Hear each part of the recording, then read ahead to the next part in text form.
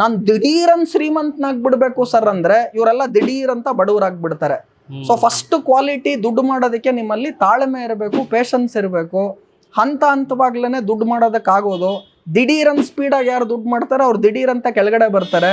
ತುಂಬಾ ಸ್ಪೀಡಾಗಿ ಈಸಿಯಾಗಿ ಫಸ್ಟ್ 1 crore ಮಾಡಬೇಕು ಅಂದ್ರೆ ಕಳ್ತನ, ದರೋಡೆ, ತಲೆ ಹೊಡಿಯೋದು ಇದೇನೋ ಕೆಲಸ ಮಾಡಿದ್ರೆ ಸ್ಪೀಡಾಗಿ ಮಾಡಿಬಿಡ್ಬೋದು. ಲಾಸ್ಟ್ 12 ವರ್ಷ Sanju Samson was a big failure. ಎಲ್ಲ ದುಡ್ಡನ್ನ ಒಂದು ಕಡೆ ಯಾವತ್ತೂ ಹಾಕಬೇಡಿ. ಈಗ ಫಾರ್ ಎಕ್ಸಾಂಪಲ್ ನನ್ನ ಹತ್ರ 100 ರೂಪಾಯಿ ಇದೆ, 100 ರೂಪಾಯಿನೂ ಶೇರ್ ಮಾರ್ಕೆಟ್ಗೆ ಹಾಕೋದು ರಿಸ್ಕು. ಅಥವಾ ನಿಮ್ಮ ಹತ್ರ 100 ರೂಪಾಯಿ ಇದೆ, 100 ರೂಪಾಯಿ ನಾನು ಬರೀ ಗೋಲ್ಡ್ ಮೇಲೆ ಹಾಕ್ತೀನಿ, ರಿಸ್ಕು. 100 ರೂಪಾಯಿ ಇದೆ, 100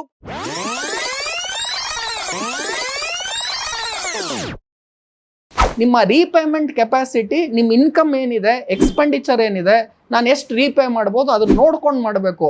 ಒಂದು ಸಾಲ ತೀರ್ಸಕ್ಕೆ ಮತ್ತೊಂದು ಸಾಲ ತೀರ್ಸಕ್ಕೆ ಮಗದೊಂದು ಸಾಲ ಮಾಡ್ಕೊಂಡು ಹೋದ್ರೆ ಸಾಲದ ಸುಳಿಯಲ್ಲೇ ಸಿಕ್ಕಾಕೊಂಡು ಇವ್ರು ಯಾರೂ ಕೂಡ ಹೊರಗಡೆ ಬರೋದಿಲ್ಲ. 2.5-3%ಗೂ ಕಡಿಮೆ ಕೊಡಲ್ಲ. ಕೆಲವ್ರು 4-5% ಕಟ್ತಿರ್ತಾರೆ ತಿಂಗಳಿಗೆ. ವರ್ಷಕ್ಕೆ ನಾನೇನ ಲೆಕ್ಕ ಹಾಕಿದ್ರೆ 24% ಇಂದ ಹಿಡಿದು 48% ಕೂಡ ಇಂಟ್ರೆಸ್ಟ್ ರೇಟು ವರ್ಷಕ್ಕಿರುತ್ತೆ. 24% to 48% personal loan, credit card ಇಲ್ಲೆಲ್ಲ ಕೊಡ್ತಾರೆ. ಕೆಲವ್ರು ಏನು ಮಾಡ್ತಾರೆ, ನಾನು ಕಾರ್ ತಗೋಬೇಕು, ಬೆನ್ಸ್ ಕಾರು 1 ಕೋಟಿ ಆಗುತ್ತೆ ಬೆನ್ಸ್ ಕಾರ್ಗೆ, ನನ್ನ ಹತ್ರ 10 ಲಕ್ಷ ರೂಪಾಯಿ ದುಡ್ಡಿದೆ, 20 ಲಕ್ಷ ದುಡ್ಡಿದೆ, ನಾನು ಡೌನ್ ಪೇಮೆಂಟ್ ಮಾಡಿ ಮಿಕ್ಕಿದ ಸಾಲ ತೊಗೊಳ್ತೀನಿ ಅಂತಾರೆ. ಅನೇಕ ಜನ ಏನು ಮಾಡ್ತಾರೆ, ನನಗೊಂದು ಕ್ರೆಡಿಟ್ ಕಾರ್ಡಲ್ಲಿ 30 days ಫ್ರೀ ಅಂತ ಕೊಟ್ಟಿದ್ದಾರೆ, ನಾನು ಅಷ್ಟರೊಳಗಡೆ ಆ ದುಡ್ಡನ್ನು ತೊಗೊಂಡ್ಬಿಟ್ಟು ಸ್ಟಾಕ್ ಮಾರ್ಕೆಟಲ್ಲಿ ಇಂಟ್ರಾಡೇ ಟ್ರೇಡಿಂಗ್ ಮಾಡಿ ಲಾಭ ಮಾಡಿಬಿಟ್ಟು ವಿತಿನ್ 30 days ವಾಪಸ್ ಕೊಟ್ಬಿಟ್ಟು ದುಡ್ಡನ್ನು ನಾನು ಶೇರ್ ಮಾರ್ಕೆಟಲ್ಲಿ ಲಾಭ ಮಾಡಿಬಿಡ್ತೀನಿ. ಇದೇ ರುದ್ರಮೂರ್ತಿ 6 ಗಂಟೆಯಿಂದ 7 ಗಂಟೆ ಬೆಳಿಗ್ಗೆ ಒಂದು ಕಡೆ ಹೋಗಿ ಪಾಠ ಮಾಡಬೇಕು, 7ರಿಂದ 12 ಗಂಟೆ ಒಂದು ಕಾಲೇಜಲ್ಲಿ 7,500 ಪಾಠ ಮಾಡಬೇಕು, ಮಧ್ಯಾಹ್ನ ಟ್ಯೂಷನ್ ಮಾಡಬೇಕು, ಸಾಯಂಕಾಲ ಇನ್ನೊಂದು ಕೆಲಸ ಮಾಡಬೇಕು, ಶನಿವಾರ ಭಾನುವಾರ ಇನ್ನೊಂದು ಕೆಲಸ ಮಾಡಬೇಕು. ಹಾಯ್, ಹಲೋ, ನಮಸ್ಕಾರ. ಸಂಯುಕ್ತ ಕರ್ನಾಟಕ ಡಿಜಿಟಲ್ಗೆ ಸ್ವಾಗತ. ನಾನು ಕೃಷ್ಣ. ಸಂಯುಕ್ತ ಕರ್ನಾಟಕ ಚಾನಲ್ನಲ್ಲಿ ನೀವು ಹಲವಾರು ಪ್ರೋಗ್ರಾಮ್ಗಳನ್ನ ನೋಡಿದ್ದೀರಾ. ಆದರೆ ಇವತ್ತು ನಾವು ಮಾಡ್ತಾ ಇರ್ತಕ್ಕಂಥ ಪ್ರೋಗ್ರಾಮು ತುಂಬ ಸ್ಪೆಷಲ್. ಯಾಕೆಂದರೆ ನಮ್ಮ ಜೊತೆ ಇರೋ ಗೆಸ್ಟ್ ಕೂಡ ಸ್ಪೆಷಲ್. ಇವರು ಮನಿ ಮಾಂತ್ರಿಕ ಅಂತಲೇ ಫೇಮಸ್ ಆಗಿರುವಂಥ ಹೂಡಿಕೆ ತಜ್ಞರು. ಇವ್ರನ್ನ ಕಾರ್ಯಕ್ರಮಕ್ಕೆ ಸ್ವಾಗತ ಮಾಡೋಣ. ಸರ್, ರುದ್ರಮೂರ್ತಿ ಸರ್, ಸಂಯುಕ್ತ ಕರ್ನಾಟಕ ಚಾನಲ್ಗೆ ಸ್ವಾಗತ ಸರ್. ನಮಸ್ಕಾರ ಕೃಷ್ಣ ಅವರೇ. ನನಗೂ ಕೂಡ ತುಂಬ ಖುಷಿ ಆಗ್ತಾ ಇದೆ. ಇಂಥ ಒಂದು ಕಾರ್ಯಕ್ರಮದ ಮುಖಾಂತರ ತಮ್ಮ ಎಲ್ಲ ವೀಕ್ಷಕರಿಗೆ ನಾವು ಕೊಡುವಂಥ ವಿಚಾರಗಳಿಂದ ಅವ್ರು ಶ್ರೀಮಂತರಾಗ್ತಾರೆ, ಅವ್ರು ಚೆನ್ನಾಗಿ ದುಡ್ಡು ಮಾಡ್ತಾರೆ ಅಂದರೆ ನಮ್ಗೆ ಅದಕ್ಕೂ ಬೇಕಾಗುವಂತಹ ಬಹುಮಾನ ಇನ್ಯಾವುದೂ ಇಲ್ಲ. Yes sir. ಸರ್, ಈಗ ನಂದು ಮೊದಲನೇ ಪ್ರಶ್ನೆ ಅಂದರೆ, ಸರ್, ಪ್ರತಿಯೊಬ್ಬರು ಕೂಡ ಶ್ರೀಮಂತರಾಗಬಹುದಾ ಅಂತ ನನ್ನ ಮೊದಲನೇ ಪ್ರಶ್ನೆ ಸರ್. ಕೃಷ್ಣ ಅವರೇ, ಎಲ್ಲರೂ ಕೂಡ ಶ್ರೀಮಂತರಾಗಬಹುದು. ನಾನು ಯಾವಾಗಲೂ ಹೇಳ್ತೀನಿ, ಒಬ್ಬ ವ್ಯಕ್ತಿ ಶ್ರೀಮಂತನಾಗಬೇಕು ಅಂದರೆ ಅದಕ್ಕೆ ಒಂದೇ ಒಂದು ಬೇಕಾಗಿರುವಂತಹ ಪ್ರಮುಖವಾದಂತಹ ಅಸ್ತ್ರ ಏನು ಅಂದ್ರೆ ಮೈಂಡ್ ಸೆಟ್ ಅಂತ ಹೇಳ್ತೀನಿ. ಸೊ ನಿಮ್ಮ ಮೈಂಡ್ ಸೆಟ್ ಅಲ್ಲಿ ಫಸ್ಟ್ ನೀವು ಡಿಸೈಡ್ ಮಾಡ್ಕೋಬೇಕು, ನಾನು ಶ್ರೀಮಂತನಾಗಬೇಕು ಅಂತ. ಇದಕ್ಕೆ ನಾನು ಬಿಲ್ ಗೇಟ್ಸಿನ ಉದಾಹರಣೆಯ ಮುಖಾಂತರ ಹೇಳ್ತಾ ಇದ್ದೀನಿ. ಒಬ್ರು ಹೋಗಿ ಬಿಲ್ ಗೇಟ್ಸ್ ಕೇಳ್ತಾರೆ, ನೀನ್ ಇಷ್ಟೊಂದು ದುಡ್ಡು ಮಾಡಿದ್ಯಾ, ಏನ್ ಪ್ರಯೋಜನ, ನಿನಗೆ ಒಳ್ಳೆ ರಿಲೇಶನ್ಶಿಪ್ಸ್ ಇರಬೇಕು, ಅದಿಲ್ಲ. ಅಥವಾ ನೀನು ಸ್ಪಿರಿಚುವಲಿ ಚೆನ್ನಾಗೆ ನೀನು ದೇವರು ಇದೆಲ್ಲ ನೋಡಬೇಕು, ಅದೂ ಇಲ್ಲ. ನೀನು ಬರೀ ದುಡ್ಡು ಮಾಡಿದ್ಯಾ, ಇದರಿಂದ ಏನು ಪ್ರಯೋಜನ, making money is nonsense ಅಂತ ಒಬ್ರು ಹೋಗಿ ಬಿಲ್ ಗೇಟ್ಸ್ಗೆ ಹೇಳ್ತಾರೆ. ಅದಕ್ಕೆ ಬಿಲ್ ಗೇಟ್ಸ್ ರಿಪ್ಲೈ ಮಾಡ್ತಾರೆ, you make enough money before you talk such nonsense ಅಂತಾರೆ. ಅಂದ್ರೆ ನೀನು ದುಡ್ಡು ಮಾಡೋದು ನಾನ್ ಸೆನ್ಸ್ ಅನ್ನಂತ ಹೇಳೋದಕ್ಕೆ ಮುಂಚೆ ನೀನು ಫಸ್ಟ್ ಎಷ್ಟು ದುಡ್ಡು ಮಾಡಿದ್ಯಾ ಅಂತ ಕೇಳ್ತಾರೆ. ದುಡ್ಡು ಮಾಡೋದು ಖಂಡಿತವಾಗ್ಲೂ ಎಲ್ಲರಿಗೂ ಬೇಕಾದಂತಹ ವಿಚಾರ ಹಾಗೂ ಮಾಡಬಹುದು. ನೀವು ಶ್ರೀಮಂತರಾಗಬೇಕು ಅಂದ್ರೆ ಫಸ್ಟ್ ಮೈಂಡ್ ಸೆಟ್, ಅಂದರೆ ನಿಮ್ಮ ಮನಸ್ಸಿನಲ್ಲಿ ನಾನು ಶ್ರೀಮಂತನಾಗ್ತೀನಿ, ಅದಕ್ಕೆ ಏನೇನು ಬೇಕು ನಾನು ಅದನ್ನು ಬದಲಾವಣೆ ಮಾಡ್ಕೊಳ್ತೀನಿ ಅಂತ ನಿಮ್ಮ ಪವರ್ಫುಲ್ ಮೈಂಡ್ ಸೆಟ್ ಇದ್ದರೆ ಎಲ್ಲರೂ ಕೂಡ ಶ್ರೀಮಂತರಾಗ್ಬೋದು. ಆಮೇಲೆ ಅದೇ ಬಿಲ್ ಗೇಟ್ಸ್ ಒಂದು ಕಡೆ ಹೇಳ್ತಾರೆ, ಮನುಷ್ಯ ಹುಟ್ಟುವಾಗ ಮಾತ್ರ ಬಡವನಾಗಿ ಹುಟ್ಟೋದಕ್ಕೆ ಸಾಧ್ಯ ಇದೆ, ಆದರೆ ಸಾಯುವಾಗಲೂ ಕೂಡ ಅವನು ಬಡವನಾಗೆ ಸಾಯ್ತಿದ್ದಾನೆ ಅಂದರೆ ಅದಕ್ಕೆ ಅವನೇ ಕಾರಣ ಅಂತ ಹೇಳ್ತಾರೆ.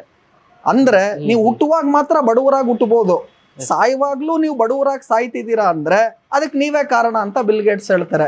ಸೊ ನಾನೇನು ಹೇಳ್ತೀನಿ, ನಮ್ಮ ಅಪ್ಪ ಶ್ರೀಮಂತ ಇರಲಿಲ್ಲ, ನಮ್ಮ ತಾತ ಶ್ರೀಮಂತ ಇರಲಿಲ್ಲ, ನಂಗೆ ಚೆನ್ನಾಗಿ ಎಜುಕೇಶನ್ ಕೊಡಲಿಲ್ಲ, ಅಥವಾ ನಮ್ಮ ಮನೆ ವಾತಾವರಣ ಹಿಂಗಿತ್ತು, ಇವ್ರು ಯಾರಿಗೋ ಹುಷಾರಿರ್ಲಿಲ್ಲ, ಈ ಥರ ಕತೆ ಹೇಳೋದು ಬಿಟ್ಟು ಏನೇ ಇರಲಿ ನಾನು ಖಂಡಿತವಾಗ್ಲೂ ಶ್ರೀಮಂತನಾಗ್ತೀನಿ ಅಂತ ನಿಮ್ಮ ಮನಸ್ಸಿನಲ್ಲಿ ಆ ಮೈಂಡ್ ಸೆಟ್, ಆ ಛಲ, ಆ ಮನಸ್ಥಿತಿ ನಿಮ್ಮಲ್ಲಿ ಇತ್ತು ಅಂದರೆ it's a matter of time, you will become rich ಅಂತ ನಾನು ಹೇಳ್ತೀನಿ. ಅಂದರೆ ಬರೀ ಟೈಮು, ನೀವು ಒಂದು 2 ವರ್ಷ ಲೇಟಾಗಿ ರಿಚ್ ಆಗ್ಬೋದು, ಇನ್ನೊಬ್ರು 2 ವರ್ಷ ಬೇಗ ರಿಚ್ ಆಗ್ಬೋದು. ಬಟ್ ಖಂಡಿತವಾಗ್ಲೂ ಶ್ರೀಮಂತರಾಗೇ ಆಗ್ತೀರಾ. It's a matter of time. ನಿಮ್ಮ ಮೈಂಡ್ ಸೆಟ್ ಅನ್ನ ಚೇಂಜ್ ಮಾಡ್ಕೊಳ್ಳಿ. ಆಮೇಲೆ ತುಂಬಾ ಇಂಪಾರ್ಟೆಂಟ್ ಪಾಯಿಂಟ್ ಹೇಳ್ತೀನಿ, ನಾನು ಸಾಹುಕಾರನಾದ ನಂತರ, ನಾನು ಶ್ರೀಮಂತನಾದ ನಂತರ ನನ್ನ ಮೈಂಡ್ ಸೆಟ್ ಅನ್ನು ಬದಲಾಯಿಸ್ಕೊಂತೀನಿ ಅಲ್ಲ. ನೀವು ಶ್ರೀಮಂತರಾಗಲು ಫಸ್ಟ್ ಮೈಂಡ್ ಸೆಟ್ ಅನ್ನ ಬದಲಾಯಿಸ್ಕೋಬೇಕು. So it is not after I become rich I will change my mindset. To become rich you have to first change the mindset. ಈಗೆಲ್ಲ ಕೇಳ್ತಾರೆ ಏನಿದು ಮೈಂಡ್ ಸೆಟ್ ಅಂತ ಅಂತಾರೆ. ಸಿಂಪಲ್, ನೀವು ಯಾರ ಜೊತೆ ಇರ್ತೀರಾ, ಯಾರ ಜೊತೆ ಒಡನಾಟ ಮಾಡ್ತೀರಾ, ಯಾವ ತರ ಯೋಚನೆ ಮಾಡ್ತೀರಾ, ಇದು ಮೈಂಡ್ ಸೆಟ್. ಈಗ ಮೊನ್ನೆ ನಾನು ಒಬ್ಬ ವ್ಯಕ್ತಿ, ನನ್ನ ಕ್ಲೋಸ್ ಫ್ರೆಂಡ್ ಜೊತೆ ಮಾತನಾಡ್ತಿದ್ದೆ. ರುದ್ರಮೂರ್ತಿ, ನಿಮ್ಗೊಂದು ಬ್ಯಾಡ್ ನ್ಯೂಸ್ ಇದೆ ಹೇಳ ಅಂತ ಕೇಳ್ದ ಅವ್ನು ನನಗೆ. ಏನಪ್ಪ ಬ್ಯಾಡ್ ನ್ಯೂಸು ಅಂದೆ. ನನ್ನ ಕೆಲ್ಸದಿಂದ ತೆಗೆದಾಕ್ಬಿಟ್ರು, ನಾನು ಏನ್ ಮಾಡೋದು ಗೊತ್ತಾಗ್ತಿಲ್ಲ ಅಂದ. ನಾನಂದೆ ಇಲ್ಲೇ ಅದು ಗುಡ್ ನ್ಯೂಸ್ ಕಣೋ ಅಂದೆ. ಯಾಕೆ ಅಂದ. ನಾನಂದೆ ನಿನ್ನ ಕೆಲ್ಸದಿಂದ ತೆಗೆದಾಕಿದ್ರು ಅಂದ್ರೆ ಬೇರೆ ಏನೋ ಮಾಡೋದಕ್ಕೋಸ್ಕರ ದೇವ್ರು ಅದನ್ನ ಮಾಡಿಸಿದಾನೆ. ನೀನು ಹೊಸ್ದಾಗಿ ಆಂಟ್ರಪ್ರಿನಿಯರ್ ಆಗು, ನಿಂದೆ ಬಿಸ್ನೆಸ್ ಸ್ಟಾರ್ಟ್ ಮಾಡು, ಕೆಲ್ಸದಿಂದ ತೆಗೆದಾಕಿದ್ರು ಅನ್ನೋದು ಗುಡ್ ನ್ಯೂಸ್ ಕಣೋ, ಬ್ಯಾಡ್ ನ್ಯೂಸ್ ಅಲ್ಲ ಅಂದೆ. ಇದು ಮೈಂಡ್ ಸೆಟ್ ಅಂತ ಹೇಳ್ತೀವಿ. ಅದೇ ಕೆಲಸದಿಂದ ತೆಗೆದಾಕಿರೋದು ಮತ್ತೊಬ್ಬ ಏನ್ ಯೋಚನೆ ಮಾಡದ, ಅದು ನೆಗೆಟಿವ್ ನ್ಯೂಸ್ ಅಂತ ಯೋಚನೆ ಮಾಡದ. ನಾನೇನಂತ ಯೋಚನೆ ಮಾಡ್ತಿದ್ದೀನಿ, ಅದು ಪಾಸಿಟಿವ್ ನ್ಯೂಸ್ ಅಂತ ಯೋಚನೆ ಮಾಡ್ತಿದ್ದೀನಿ. ಸೊ ನಿಮ್ಮ ಮೈಂಡ್ ಸೆಟ್ ಎಷ್ಟು ಸ್ಟ್ರಾಂಗ್ ಆಗಿರುತ್ತೆ, ಅಷ್ಟು ದುಡ್ಡು ಅಷ್ಟು ಶ್ರೀಮಂತರಾಗಲು ಸಾಧ್ಯ ಅನ್ನೋದಕ್ಕೆ ಇದೊಂದು ಉದಾಹರಣೆ ಕೊಡ್ತಾ ಇದ್ದೀನಿ ಸರ್. ಈಗ ಮೈಂಡ್ ಸೆಟ್ ಇಂದಾನೆ ಪ್ರತಿಯೊಬ್ರು ಶ್ರೀಮಂತರಾಗ್ಬೋದು ಅಂತ ಹೇಳ್ತೀರಾ. ಕೆಲವರು ನಾವು ಕೋಟ್ಯಾಧಿಪತಿ ಆಗೋದಕ್ಕೆ ಏನೋ ಲಕ್ಷ್ಮೀ ಕೃಪಾ ಕಟಾಕ್ಷ ಬೇಕು ಅಂದ್ರೆ ಅದೃಷ್ಟ ಅಥವಾ ಹಣೆ ಬರದಲ್ಲಿ ಬರ್ದಿರ್ಬೇಕು ಅಂತ ಹೇಳ್ತಾರೆ. ಇದು ನಿಜನಾ ಅಥವಾ ಸಾಧ್ಯ ಆಗುತ್ತಾ? ತುಂಬಾ ಒಳ್ಳೆ ಪ್ರಶ್ನೆ ಕೃಷ್ಣ ಅವ್ರೆ. ನನಗೆ ಎಷ್ಟೊಂದ್ ಜನ ಕೇಳ್ತಾರೆ, ಸ್ಕಿಲ್ ಎಷ್ಟಿರ್ಬೇಕು, ನಾಲೆಡ್ಜ್ ಎಷ್ಟಿರ್ಬೇಕು, ಲಕ್ ಎಷ್ಟಿರ್ಬೇಕು ದುಡ್ಡು ಮಾಡೋದಕ್ಕೆ ಅಂತ ಕೇಳ್ತಾರೆ. ಎಲ್ಲಾನು ಇರ್ಬೇಕು. ನಿಮ್ಮ ಹತ್ರ ಬರೀ ಸ್ಕಿಲ್ ಇದೆ, ಬರೀ ಹಾರ್ಡ್ ವರ್ಕಿಂಗ್ ಇದೀರಾ, ಆದ್ರೆ ನಿಮ್ಗೆ ಲಕ್ ಇಲ್ಲ, ದೇವ್ರ ಕೃಪಾ ಕಟಾಕ್ಷ ಇಲ್ಲ ಅಂದ್ರೂ ಕೂಡ ದುಡ್ಡು ಮಾಡೋದಕ್ಕಾಗಲ್ಲ. ನಾನು ಏನಪ್ಪ, ನನಗ್ ಒಳ್ಳೆ ದೇವ್ರ ಕೃಪಾ ಕಟಾಕ್ಷ ಇದೆ, ನಾನು ಲಕ್ಕಿ ಪರ್ಸನ್ ಇದೀನಿ, ನಾನು ಏನು ಕೆಲಸ ಮಾಡಲ್ಲ, ಬರೀ ನಿದ್ದೆ ಮಾಡ್ತಿರ್ತೀನಿ ಮನೇಲಿ ಕೂತ್ಕೊಂಡು ಅಂದ್ರೂ ಕೂಡ ಸಾಹುಕಾರರಾಗಲ್ಲ. ಹಾರ್ಡ್ ವರ್ಕು ಬೇಕು, ಸ್ಮಾರ್ಟ್ ವರ್ಕು ಬೇಕು, ಸ್ಕಿಲ್ಲು ಬೇಕು, ನಾಲೆಡ್ಜು ಬೇಕು, ಜೊತೆಗೆ ಲಕ್ಕು ಬೇಕು. ಮೊನ್ನೆ ಮ್ಯಾಚ್ ನೋಡಿದ್ರಿ ನೀವು, ಸಂಜು ಸ್ಯಾಮ್ಸಂಗು ಎಷ್ಟು ಚೆನ್ನಾಗಿ ಆಡಿದ್ರು. ಲಾಸ್ಟ್ 12 ವರ್ಷ Sanju Samson was a big failure. ಎರಡು ಮ್ಯಾಚ್ ಅಲ್ಲಿ ಅವರ ಲಾಸ್ಟ್ 12 ವರ್ಷದ ಏನು ಫೇಲ್ಯೂರ್ ಇತ್ತು ಅದೆಲ್ಲ ತೆಗೆದಾಕ್ಬಿಟ್ರು ಅವರು. ಅಂದ್ರೆ you just need one match, you just need one opportunity. ನಿಮ್ಮ ಎಲ್ಲ ಹಳೆ ಏನೇನು ತಪ್ಪಾಗಿರುತ್ತಲ್ಲ ಅದೆಲ್ಲ ತಿದ್ಕೊಂಡು ಹೋಗ್ಬಿಡುತ್ತೆ. ನಿಮ್ಮ ಒಂದು ಸಕ್ಸಸ್ ಸಾಕು. ಸಂಜು ಸ್ಯಾಮ್ಸಂಗ್ ಯಾಕೆ ಎಕ್ಸಾಂಪಲ್ ಹೇಳಿದೆ ಅಂದ್ರೆ, ಒಂದು ಮ್ಯಾಚಲ್ಲಿ ಅವರು ನೀವು ನೋಡಿದ್ರಿ ಸೆಮಿಫೈನಲ್ಲು ಇಂಗ್ಲೆಂಡ್ ಮೇಲೆ ಆಡಿದ್ರು. ಎಂಥ ಬ್ಯಾಟಿಂಗ್ ಪ್ರದರ್ಶನ ಅಂದ್ರೆ, ಧೋನಿ ಮತ್ತೆ ಆ ಕಡೆ ಇನ್ನೊಂದ್ ಕಡೆ ರೋಹಿತ್ ಶರ್ಮಾ ಸ್ಪೆಕ್ಟೇಟರ್ಸ್ ಆಗಿ ಕುತ್ಕೊಂಡು ನೋಡಿ ಇಂಥ ಬ್ಯಾಟಿಂಗ್ ಆಡ್ತಾರ ಅಂತ ಧೋನಿ ಮತ್ತೆ ರೋಹಿತ್ ಶರ್ಮಾ ಸಂಜು ಸ್ಯಾಮ್ಸಂಗ್ ಅನ್ನ ಸೆಲೆಬ್ರೇಟ್ ಮಾಡಿದ್ರು. ಆದ್ರೆ ಅದೇ ಮ್ಯಾಚ್ ಅಲ್ಲಿ ನೀವು ನಾನು ಹೋಗಿದ್ರು ಕೂಡ ಆ ಸಂಜು ಸ್ಯಾಮ್ಸಂಗ್ ಕ್ಯಾಚ್ ಹಿಡಿಬೋದಿತ್ತು. ಅಷ್ಟು ಸಿಂಪಲ್ ಕ್ಯಾಚ್ ಅನ್ನ ಇಂಗ್ಲೆಂಡಿನ ಬೆಸ್ಟ್ ಫೀಲ್ಡರ್ ಡ್ರಾಪ್ ಮಾಡಿದ್ರು. ಅವಾಗ ಸಂಜು ಸ್ಯಾಮ್ಸಂಗ್ ಇನ್ನ ಸ್ಟಾರ್ಟ್ ಮಾಡಿದ್ರು ಆಡೋದಿಕ್ಕೆ. ಅದಾದ ನಂತರ ಕ್ಯಾಚ್ ಮಿಸ್ ಆದ ನಂತರ ಅವ್ರು ಹೊಡೆದ್ರು. ನಾನು ನೀವು ಇದ್ದಿದ್ರು ಆ ಕ್ಯಾಚ್ ಹಿಡಿಬೋದಿತ್ತು. ಇಂಗ್ಲೆಂಡಿನ ಬೆಸ್ಟ್ ಫೀಲ್ಡರ್ ಆ ಕ್ಯಾಚ್ ಅನ್ನು ಡ್ರಾಪ್ ಮಾಡಿದ್ರು. ಇದನ್ನ ಏನಂತೀರಾ? ಅದೃಷ್ಟ ಕೈ ಹಿಡಿತು ಅಂತ ಹೇಳಿ ನೋಡಿ, ಲಕ್ ಇದೆ, ಅದೃಷ್ಟ ಕೈ ಹಿಡಿತು ಅಂತಾನು ಕೂಡ ಹೇಳ್ತಿದ್ದೀರಾ. ಸೊ ನನ್ನ ಪ್ರಕಾರ ಒಬ್ಬ ವ್ಯಕ್ತಿ ಶ್ರೀಮಂತನಾಗಬೇಕಂದ್ರೆ ಅವನ ಕಷ್ಟ ಪರಿಶ್ರಮ ಬೇಕೇ ಬೇಕು, ಜೊತೆಗೆ ಸ್ಮಾರ್ಟ್ ವರ್ಕು ನಾಲೆಡ್ಜು ಸ್ಕಿಲ್ಲು ಬೇಕೇ ಬೇಕು. ಹಾರ್ಡ್ ವರ್ಕ್ ಇಲ್ಲದೆ ಯಾರೂ ಕೂಡ ಶ್ರೀಮಂತರಾಗಕ್ಕೆ ಸಾಧ್ಯನೇ ಇಲ್ಲ. ಇದರ ಜೊತೆಗೆ ಲಕ್ಕು ಅನ್ನೋದು ಕೂಡ ಬೇಕೇ ಬೇಕು. ಸಂಜು ಸ್ಯಾಮ್ಸಂಗಿಗೂ ಲಕ್ ಬೇಕು, ರುದ್ರಮೂರ್ತಿಗೂ ಲಕ್ ಬೇಕು, ದುಡ್ಡು ಮಾಡೋದಕ್ಕೆ ಲಕ್ ಬೇಕು. ಬಟ್ ಲಕ್ ಒಂದೇ ಅಲ್ಲ, ಅದರ ಜೊತೆಗೆ ಪರಿಶ್ರಮ ಬೇಕು, ಸ್ಮಾರ್ಟ್ ವರ್ಕ್ ಬೇಕು. ಇದೆಲ್ಲ ಒಟ್ಟಿಗೆ ಸೇರಿದಾಗ ಮಾತ್ರ ಅಧಿಕ ಹಣವನ್ನ ಗಳಿಸ್ಬೋದು. ಸರ್ ನನ್ನ ಹತ್ರ ಲಕ್ ಇಲ್ಲ ಸರ್ ಅಂದ್ರೆ ದುಡ್ಡು ಮಾಡ್ಬೋದು. ಬಿಲ್ ಗೇಟ್ಸ್ ಅಷ್ಟು, ಮುಖೇಶ್ ಅಂಬಾನಿ ಅಷ್ಟು, ಅದಾನಿ ಅಷ್ಟು ಮಾಡೋಕ್ಕಾಗದೇ ಇರ್ಬೋದು, ದುಡ್ಡು ಮಾಡ್ತೀರಾ. ಲಕ್ ಇತ್ತು ಅಂದ್ರೆ ಖಂಡಿತವಾಗ್ಲೂ ಜಾಸ್ತಿ ದುಡ್ಡು ಮಾಡ್ತೀರಾ. ಆದರೆ ನಿಮ್ಮ ಮನಸ್ಥಿತಿಯಲ್ಲಿ ನೀವಾಗ ನೀವು ಡಿಸೈಡ್ ಮಾಡ್ಕೋಬೇಕು, ನನಗೆ ದುಡ್ಡು ಮಾಡಕ್ ಇಷ್ಟ ಇಲ್ಲ, ನಾನು ಶ್ರೀಮಂತನಾಗಕ್ಕೆ ಇಷ್ಟ ಇಲ್ಲ ಅಂತ ನೀವು ಡಿಸೈಡ್ ಮಾಡ್ಕೊಂಡಾಗ ಮಾತ್ರ ನೀವು ಬಡವರಾಗ್ತೀರಾ. ಬಟ್ ನಿಮ್ಮ ಮೈಂಡ್ ಸೆಟ್ಟಲ್ಲಿ ನಾನು ಶ್ರೀಮಂತನಾಗಬೇಕು ಅಂತ ಡಿಸೈಡ್ ಮಾಡಿದ್ರೆ ಯಾರೂ ಕೂಡ ಅದನ್ನು ತಪ್ಸಕ್ಕಾಗೋದಿಲ್ಲ. It's a matter of time, you will make money. Luck ಖಂಡಿತ ಬೇಕು, ಹಾರ್ಡ್ ವರ್ಕು ಖಂಡಿತವಾಗ್ಲೂ ಬೇಕು. ಆಮೇಲೆ ನಾನು ಯಾವಾಗಲೂ ಹೇಳ್ತೀನಿ, ಫಾಸ್ಟಾಗಿ ದುಡ್ಡು ಮಾಡಬೇಕಾದ್ರೆ ಏನು ಮಾಡಬೇಕು ಅಂತ ಕೇಳಿದ್ರೆ, ನೀವು ಯಾರ ಜೊತೆ ಇದ್ದೀರಾ, ನಿಮ್ಮ ಸಂಘ ಏನಿದೆ ಅದನ್ನು ನನಗೆ ಹೇಳಿ. ನೀವು ಎಷ್ಟು ಸ್ಪೀಡಾಗಿ ದುಡ್ಡು ಮಾಡ್ತೀರಾ ನಾನು ಹೇಳ್ತೀನಿ. ನೀವಿವಾಗ you are with Mukesh Ambani, you are with Bill Gates, you are with Narayan Murthy, you are with Rudramurthy, you are with let us Bill Gates, Adani, Narayana Murthy ಈ ತರ ಸಂಘದಲ್ಲಿ ನೀವಿದ್ರೆ ನೀವು ಮಾತಾಡುವಾಗ ದಿನನಿತ್ಯ ಏನಂತ ಮಾತಾಡ್ತೀರಾ? ಅವ್ರ ಹತ್ರ ಎಲ್ಲ ಬಿಸ್ನೆಸ್ ಬಗ್ಗೆ ಮಾತಾಡ್ತೀರಾ, ಪಕ್ಕದಲ್ಲಿ ಏನಾಗ್ತಿದೆ ಮಾತಾಡ್ತೀರಾ, ಅವಾಗ ನೀವು ಅವ್ರ ತರ ಆಗೇ ಬಿಡ್ತೀರಾ. ಅದೇ ನೀವು 5 ಜನ ವೇಸ್ಟ್ ಜನಗಳ ಹತ್ರ ಕುತ್ಕೊಂಡಿರ್ತೀರಾ. ಅಯ್ಯೋ ಮೋದಿ ಇವತ್ತೇನೋ ಹಿಂಗ್ ಮಾಡಿದ್ರು, ಅಯ್ಯೋ ಸಿದ್ದರಾಮಯ್ಯ ಇದು ಯಾವ್ದೋ ಟ್ಯಾಕ್ಸ್ ಜಾಸ್ತಿ ಮಾಡಿದ್ರು, ಅವ್ರು ₹1 ಟ್ಯಾಕ್ಸ್ ಕಟ್ಟಲ್ಲ, ಸಿದ್ದರಾಮಯ್ಯ ಟ್ಯಾಕ್ಸ್ ಜಾಸ್ತಿ ಮಾಡಿದ್ರು, ಮೋದಿ ಹಿಂಗ್ ಮಾಡಿದ್ರು ಹಂಗ್ ಮಾಡಿದ್ರು ಅಂತ ಕತೆ ಹೇಳ್ತಾ ಇರ್ತಾರೆ. ಇಂಥವ್ರು ಯಾರು ಕೂಡ ಶ್ರೀಮಂತರಾಗಲ್ಲ. ಸೊ ನಿಮ್ಮ ಮೈಂಡ್ ಸೆಟ್ ಏನಿದೆ ಅದು ನಿಮ್ಮ ಶ್ರೀಮಂತಿಕೆಯನ್ನ ಡಿಫೈನ್ ಮಾಡುತ್ತೆ. ಯಾರ ಸಂಘದಲ್ಲಿ ಇರ್ತೀರಾ ಅದು ನಿಮ್ಮ ಸ್ಪೀಡನ್ನು ಡಿಸೈಡ್ ಮಾಡುತ್ತೆ. ಒಳ್ಳೆಯವ್ರ ಸಂಘದಲ್ಲಿ ಇದ್ರೆ ಸ್ಪೀಡ್ ಆಗಿ ಗ್ರೋ ಆಗ್ತೀರಾ. ಈ ತರ ನೆಗೆಟಿವ್ ಪೀಪಲ್ ಸಂಘದಲ್ಲಿ ಇದ್ರೆ ನೀವು ನೆಗೆಟಿವ್ ಆಗ್ತೀರಾ. ಇದಕ್ಕೆ ನಾವು ಎನ್ವಿರಾನ್ಮೆಂಟ್ ಅಂತ ಕರಿತೀವಿ. ನಾನು ಯಾವಾಗಲೂ ಹೇಳ್ತೀನಿ, your environment is always more stronger than your will power. ನಿಮ್ಮ ಹತ್ರ ಎಷ್ಟೇ ದೊಡ್ಡ ವಿಲ್ ಪವರ್ ಇರಲಿ, ಎನ್ವಿರಾನ್ಮೆಂಟ್ ಅಂದ್ರೆ ನಿಮ್ಮ ಸಂಘ ವೀಕ್ ಆಗಿದ್ರೆ ನೀವು ಕೂಡ ವೀಕ್ ಆಗ್ತೀರಾ. ಅದೇ ಕೃಷ್ಣ ಅವ್ರು ಇವಾಗ ನನ್ನ ಸಂಘ, ನಾನು ಮೀಡಿಯಾ ರಂಗದಲ್ಲಿ ಇಂತಿಂಥ ದಿಗ್ಗಜರ ಜೊತೆ ನಾನು ಕೆಲಸ ಮಾಡಿದ್ದೀನಿ ಸರ್ ಅಂದಾಗ ಕೃಷ್ಣ ಅವರು ಮೇಲ್ ಬರ್ತಾರೆ. ಯಾಕಂದ್ರೆ ನೀವು ಅಂಥ ಸಂಘದಲ್ಲಿ ಮೇಲ್ ಬಂದಿದ್ದೀರಾ. So very important is to ensure ನಿಮ್ಮ ಎನ್ವಿರಾನ್ಮೆಂಟ್ ಇಸ್ ವೆರಿ ಸ್ಟ್ರಾಂಗ್. ದುಡ್ಡು matter of time. Everyone can become rich. ನೀವು ಹುಟ್ಟುವಾಗ ಮಾತ್ರ ಬಡವರಾಗ್ಬೋದೇ ಹೊರತು ಸಾಯುವಾಗ ಬಡವರಾಗಿ ಸಾಯ್ತಿದ್ದೀರಾ ಅಂದ್ರೆ ಅದಕ್ಕೆ ನೀವೇ ಕಾರಣ. Yes sir. ಸರ್, ಈಗ ರುದ್ರಮೂರ್ತಿ ಅವರು 25-30 ವರ್ಷದಿಂದ ಅವರ ಇನ್ವೆಸ್ಟ್ಮೆಂಟು 20,000 ಇನ್ವೆಸ್ಟ್ಮೆಂಟಿಂದ ಈಗ ಕೋಟ್ಯಾಧಿಪತಿ ಆಗಿದ್ದೀರಾ. ಸೊ ಈಗ ಸಾಲ ಮಾಡ್ದೇನೆ ಕೋಟ್ಯಾಧಿಪತಿ ಆಗೋದು ಸುಲಭನಾ? ಯಾಕಂದ್ರೆ ತಿರುಪತಿ ತಿಮ್ಮಪ್ಪನೇ ಸಾಲದಲ್ಲಿದ್ದಾನೆ ಅಂತ ಹೇಳ್ತಾರೆ. ಸೊ ಸಾಲ ಮಾಡ್ದೇನೆ ಕೋಟ್ಯಾಧಿಪತಿ ಆಗೋದು ಸಾಧ್ಯ? ತುಂಬಾ ಒಳ್ಳೆ ಪ್ರಶ್ನೆ. ಇಲ್ಲಿ ಈಗ ನಾನೊಂದು ಸಾಲ ಕೊಡುವಂತಹ ಬಿಸ್ನೆಸ್ ಮಾಡ್ತಿದ್ದೀನಿ ಅಂತ ಅನ್ಕೊಳ್ಳೋಣ. ನಾನೊಂದು ಬ್ಯಾಂಕು, ನಾನು ಸಾಲ ಕೊಡ್ತೀನಿ, ಅಥವಾ ನಾನು ಮುತ್ತೂಡ್ ಫಿನಾನ್ಸು, ಮಣ್ಣಪುರಮ್ಮು, ಅಥವಾ ಯಾವುದೋ ಗೋಲ್ಡ್ ಲೋನ್ ಕಂಪನಿ, ನೀವು ನಂಗೆ ಚಿನ್ನ ಕೊಡ್ತೀರಾ, ನಾನು ನಿಮಗೆ ಸಾಲ ಕೊಡ್ತೀನಿ. ಅಥವಾ ಬ್ಯಾಂಕಲ್ಲಿ ನೀವು ಪ್ರಾಪರ್ಟಿ ಪತ್ರ ಕೊಡ್ತೀರಾ, ಅವ್ರು ಸಾಲ ಕೊಡ್ತಾರೆ. ಈ ಥರ ಅನೇಕ ಜನ ಬಿಸ್ನೆಸ್ ಮಾಡ್ತಾ ಇದ್ದಾರೆ. ಏನು ಅಂದರೆ ಸಾಲ ಕೊಡೋದು ಅವ್ರಿಗೊಂದು ಬಿಸ್ನೆಸ್. ನೀವು ಅದನ್ನು ದುಡ್ಡು ಇಸ್ಕೊಳ್ತೀರಾ, ಬಡ್ಡಿ ಕಟ್ತೀರಾ, ಅವ್ರು ಸಾಲ ಕೊಡ್ತಾರೆ ನಿಮಗೆ. ನನ್ನ ಮೊಯಿನ್ ಪ್ರಶ್ನೆ ಏನು ಅಂದರೆ, ಇವ್ರು ಎಲ್ಲ ಏನು ಹೇಳ್ತಾರೆ, ಸಾಲ ತೊಗೊಳೋದು ಒಳ್ಳೆಯದು ಅಂತಾರೆ. ಯಾಕಂದ್ರೆ ಅವ್ರ ಬಿಸ್ನೆಸ್ ಗ್ರೋ ಆಗಬೇಕು. ಈಗ ನಾನು ಕೂಡ ಒಬ್ಬ ಸಾಲ ಕೊಡುವಂತಹ ಬಿಸ್ನೆಸ್ ಅನ್ನು ನಾನು ಕೂಡ ಮಾಡ್ತಿದ್ದೀನಿ ಅಂದ್ರೆ ನೀವು ನನ್ನನ್ನು ಕೇಳ್ತೀರಾ ಸಾಲ ಕೊಡೋದು ಒಳ್ಳೇದ? ಒಳ್ಳೇದು ತೋಳಿ ಅಂತ ನಾನು ಹೇಳ್ತೀನಿ. ಆದ್ರೆ ನಾವೇನು ತಿಳ್ಕೋಬೇಕು ಅಂದ್ರೆ, ನಾರಾಯಣ ಮೂರ್ತಿ ಒಂದು ಕಡೆ ಹೇಳ್ತಾರೆ, ನಾನು ಹೇಳ್ತಾ ಇಲ್ಲ, ರುದ್ರಮೂರ್ತಿ ಅಲ್ಲ, ನಾರಾಯಣ ಮೂರ್ತಿ ಇನ್ಫೋಸಿಸ್ ಅವ್ರು ಹೇಳ್ತಾರೆ, ನಾನು ಯಾವಾಗಲೂ 0 ಸಾಲ ಮಾಡ್ತೀನಿ. ಡೆಟ್ ಅಂದ್ರೆ ಸಾಲ. ಡೆಟ್ ನಾನು ಯಾವಾಗಲೂ ನನ್ನ ಕಂಪನಿಗೂ 0 ಇಡ್ತೀನಿ, ನಾನು ಕೂಡ ಸಾಲ ಮಾಡೋದಿಲ್ಲ ಅಂತ ನಾರಾಯಣ ಮೂರ್ತಿ ಹೇಳ್ತಾರೆ. ಸೊ ಇವಾಗ ನೀವೇನು ಹೇಳ್ತೀರಾ, ನಾರಾಯಣ ಮೂರ್ತಿ ಹೇಳಿದ್ರು ಅವ್ರದ್ದು ಕರೆಕ್ಟಾ ಅಂತ. ಅದೇ ನೀವು ಇನ್ನೊಬ್ಬರು ತಗೊಳ್ಳಿ, ಬೇರೆ ಬಿಸ್ನೆಸ್ ಮೆನ್ಗಳೇ, ಅವ್ರು ಎಷ್ಟೋ ಸಾಲ ಮಾಡಿರ್ತಾರೆ. ಒಂದು ಕಡೆ ಸಾಲ ಮಾಡಬೇಡಿ ಅಂತಾರೆ, ಒಂದು ಕಡೆ ಸಾಲ ತಗೊಳ್ಳಿ ಅಂತ ಹೇಳ್ತಾರೆ. ಯಾವ್ದು ಕರೆಕ್ಟು? ಸಿಂಪಲ್ ಆನ್ಸರ್ ಏನು ಅಂದರೆ, ನೀವು ಸಾಲ ಮಾಡ್ತಿದ್ದೀರಲ್ಲ, ಏನಕ್ಕೋಸ್ಕರ ಸಾಲ ಮಾಡ್ತಿದ್ದೀರಾ ಅನ್ನೋದು ನನ್ನ ಮೊದಲನೇ ಪ್ರಶ್ನೆ. ಈಗ ನೀವು ಹೇಳ್ತೀರಾ, ಕೃಷ್ಣ ಅವರೇ ನೀವೊಂದು 10 ಲಕ್ಷ ಸಾಲ ಮಾಡಬೇಕು ಅಂತಿದ್ದೀರಾ, ಏನಕ್ಕೆ ಬೇಕು ನಿಮ್ಗೆ 10 ಲಕ್ಷ ಅಂತ ನಾನು ಕೇಳ್ತೀನಿ. ನೀವೇನು ಹೇಳ್ತೀರಾ, ನಾನು ಗೋವಾಗೆ ಹೋಗ್ತಾ ಇದ್ದೀನಿ ಫ್ರೆಂಡ್ಸ್ ಜೊತೆ, ಮಸ್ತು ಮಜಾ ಮೋಜು ಮಾಡಿ ನ್ಯೂ ಇಯರ್ ಪಾರ್ಟಿ ಮಾಡೋದಕ್ಕೆ ಗೋವಾಗೆ ಹೋಗ್ತಿದ್ದೀನಿ, ಅದಕ್ಕೆ ದುಡ್ಡು ಬೇಕು, ಅದಕ್ಕೆ ನಂಗೆ 10 ಲಕ್ಷ ಸಾಲ ಮಾಡ್ತಾ ಇದ್ದೀನಿ.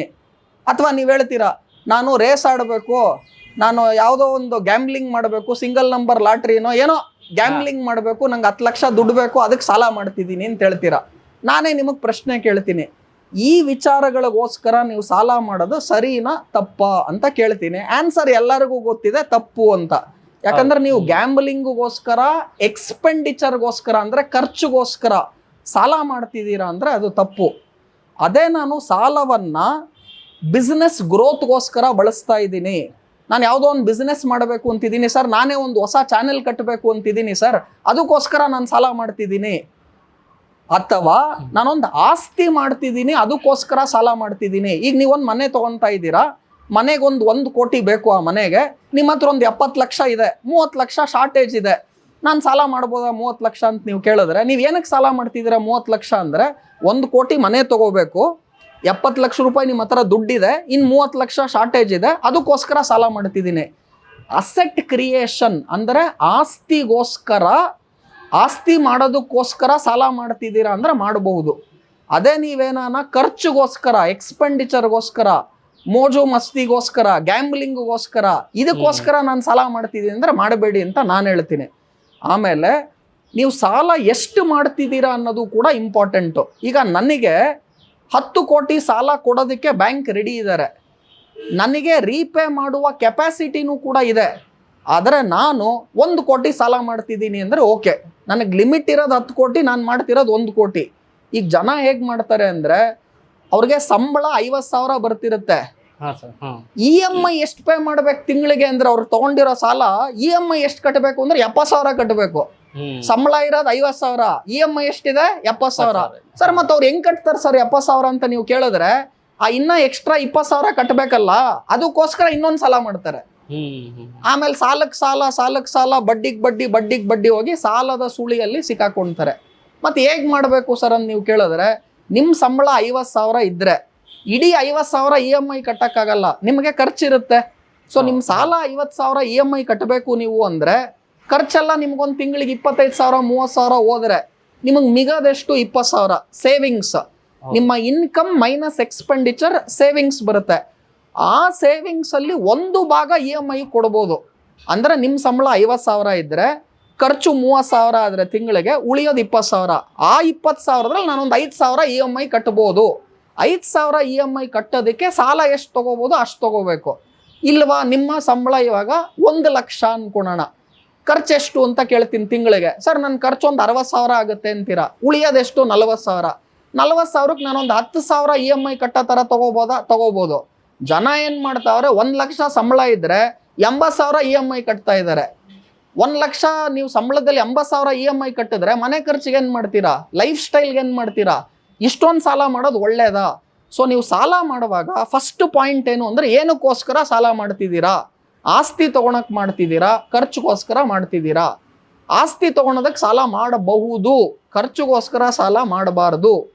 ಎರಡನೇದು, ಎಷ್ಟು ಸಾಲ ಮಾಡಬೇಕು, ನಿಮ್ಮ ರೀಪೇಮೆಂಟ್ ಕೆಪಾಸಿಟಿ, ನಿಮ್ಮ ಇನ್ಕಮ್ ಏನಿದೆ, ಎಕ್ಸ್ಪೆಂಡಿಚರ್ ಏನಿದೆ, ನಾನು ಎಷ್ಟು ರೀಪೇ ಮಾಡ್ಬೋದು ಅದನ್ನ ನೋಡ್ಕೊಂಡು ಮಾಡಬೇಕು. ಒಂದು ಸಾಲ ತೀರ್ಸಕ್ಕೆ ಮತ್ತೊಂದು ಸಾಲ ತೀರ್ಸಕ್ಕೆ ಮಗದೊಂದು ಸಾಲ ಮಾಡ್ಕೊಂಡು ಹೋದ್ರೆ ಸಾಲದ ಸುಳಿಯಲ್ಲೇ ಸಿಕ್ಕಾಕೊಂಡು ಇವ್ರು ಯಾರೂ ಕೂಡ ಹೊರಗಡೆ ಬರೋದಿಲ್ಲ.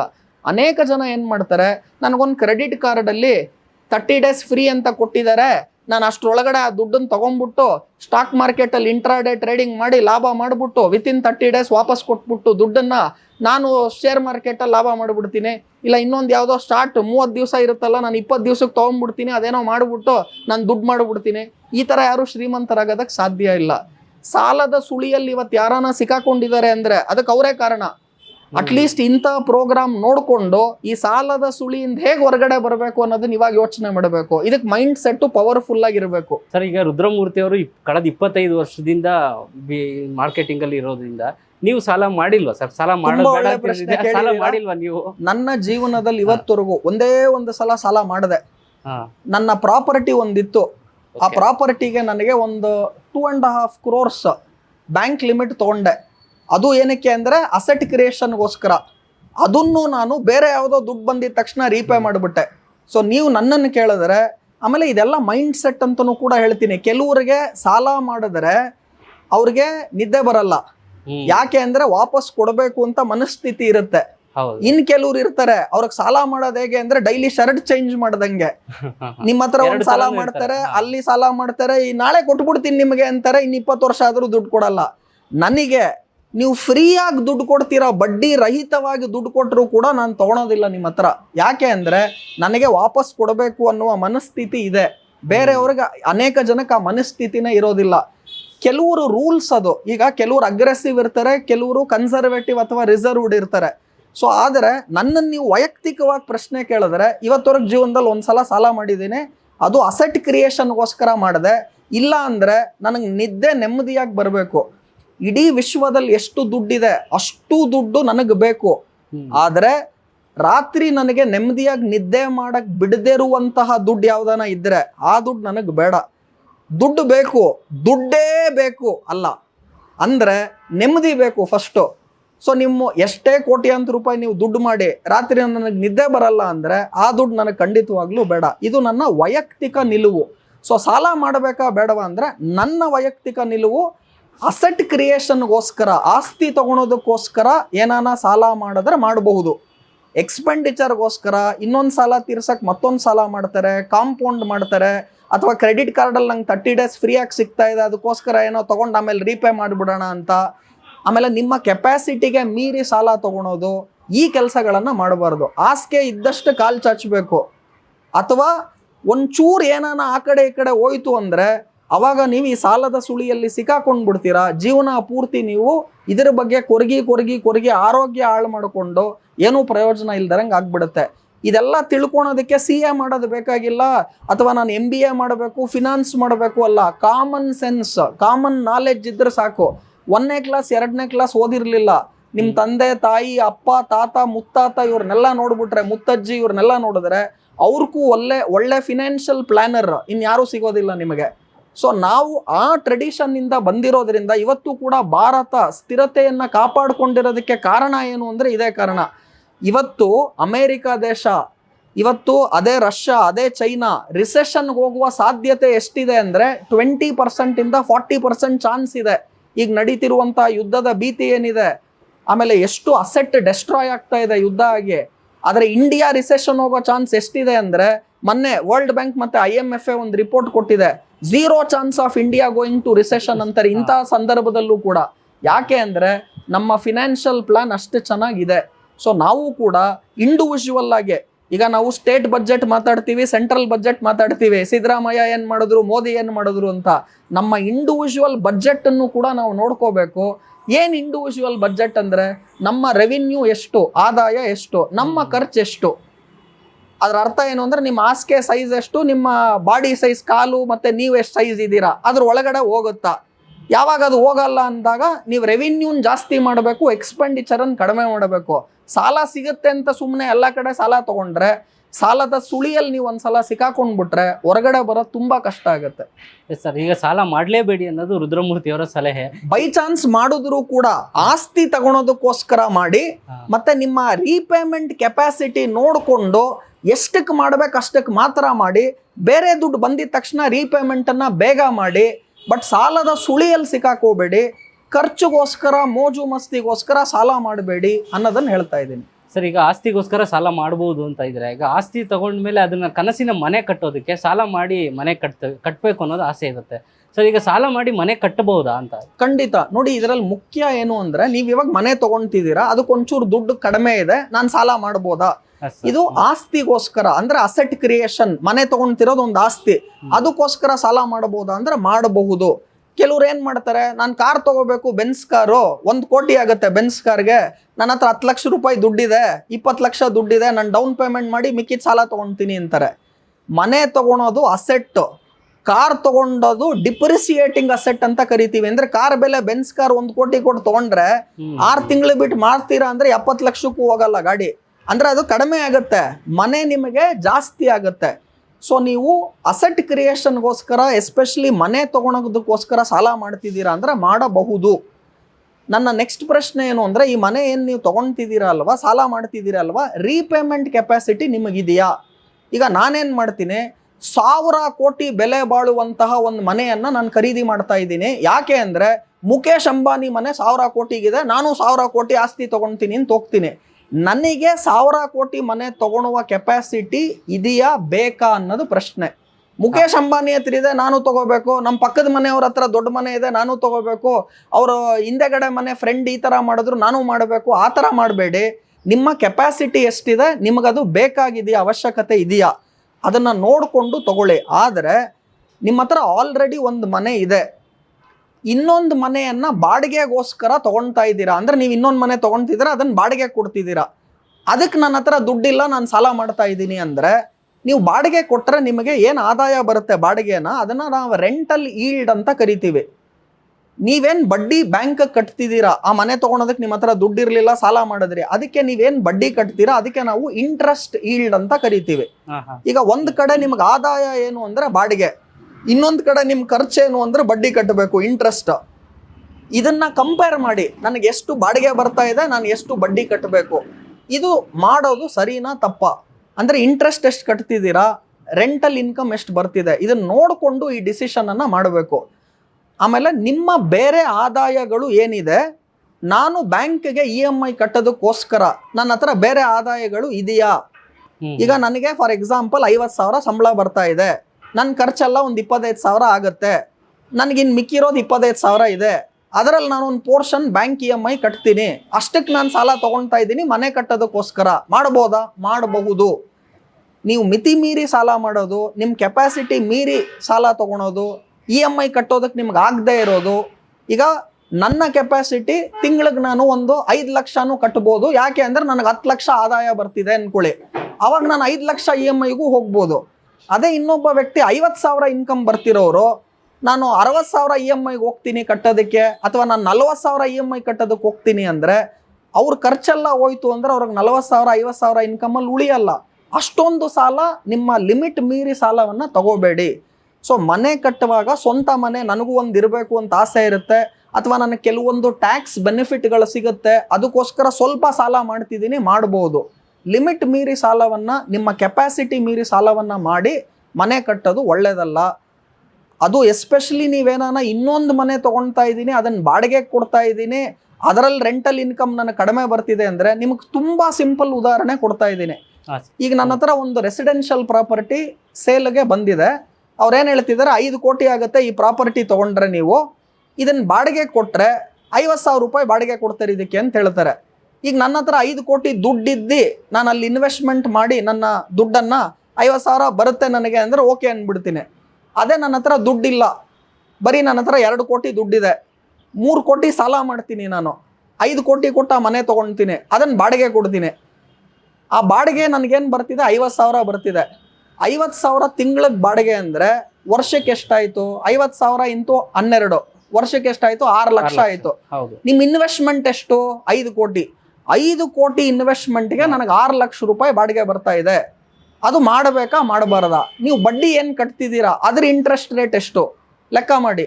ಈಗ 5 ಕೋಟಿ ಇನ್ವೆಸ್ಟ್ಮೆಂಟ್ ನೀವು ಮಾಡಿ ಅದಕ್ಕೆ ನನಗೆ 6 ಲಕ್ಷ ರೂಪಾಯಿ ಬಾಡಿಗೆ ಬರ್ತಾ ಇದೆ ಅಂದರೆ ಅದು ಸೇಫಾ ನಾಟ್ ಸೇಫಾ ನೀವೇ ಯೋಚನೆ ಮಾಡಿ. 5 ಕೋಟಿಗೆ ವರ್ಷಕ್ಕೆ ಬ್ಯಾಂಕಲ್ಲಿ ನೀವಿಟ್ಟರೆ ವರ್ಷಕ್ಕೆ 7% ಬಡ್ಡಿ ಲೆಕ್ಕ ಹಾಕ್ತೀನಿ ನಾನು. 5 ಕೋಟಿಗೆ 7% ಬಡ್ಡಿ ಲೆಕ್ಕ ಹಾಕಿದ್ರೆ 3.5 ಲಕ್ಷ ಆಗುತ್ತೆ. 5 ಕೋಟಿಗೆ ಅಲ್ಲ, ನಾನು 5 crores 10% ಲೆಕ್ಕ ಹಾಕಿದ್ರು ಕೂಡ 35 lakhs ಆಗುತ್ತೆ, 35 ಲಕ್ಷ ಆಗುತ್ತೆ. ನಿಮ್ಗೆ ಇಲ್ಲಿಂದ ಎಷ್ಟು ಬರ್ತಾ ಇದೆ? 12 ಲಕ್ಷ ಬರ್ತಿದೆ. 50,000 ಬಾಡಿಗೆ ವರ್ಷಕ್ಕೆ ಎಷ್ಟಾಯಿತು ಅಂದರೆ 50,000 ಇಂಟು 12 ನಿಮ್ಗೆ ಎಷ್ಟು ಬಂತು? 6 ಲಕ್ಷ ಬಂತು. ನೀವು ಅದೇ 5 ಕೋಟಿ ಬ್ಯಾಂಕಲ್ಲಿ ಇಟ್ಟಿದ್ದಿದ್ರೆ ನಿಮಗೆ 5 ಕೋಟಿ ವರ್ಷಕ್ಕೆ ಎಷ್ಟು ಬರ್ತಾ ಇತ್ತು ಅಂದರೆ 35 ಲಕ್ಷ ಬರ್ತಿತ್ತು. ನೀವು ಇನ್ನೊಂದು ಮನೆ ತೊಗೊಂಡ್ಬಿಟ್ಟು ಅದನ್ನು ಬಾಡಿಗೆ ಕೊಟ್ಟರೆ ಎಷ್ಟು ಬರ್ತಾ ಇದೆ ಅಂದರೆ ನಿಮ್ಗೆ 6 ಲಕ್ಷ ಬರ್ತಿದೆ. ನೀವೇ ಹೇಳಿ, ನಾನು 5 ಕೋಟಿಗೆ ಈಗ ಇನ್ನೊಂದು ಮನೆ ತೊಗೊಂಡು ಅದನ್ನು ಬಾಡಿಗೆ ಬಿಟ್ಟು ವರ್ಷಕ್ಕೆ 6 ಲಕ್ಷ ತೊಗೊಳೋದು ಒಳ್ಳೇದಾ?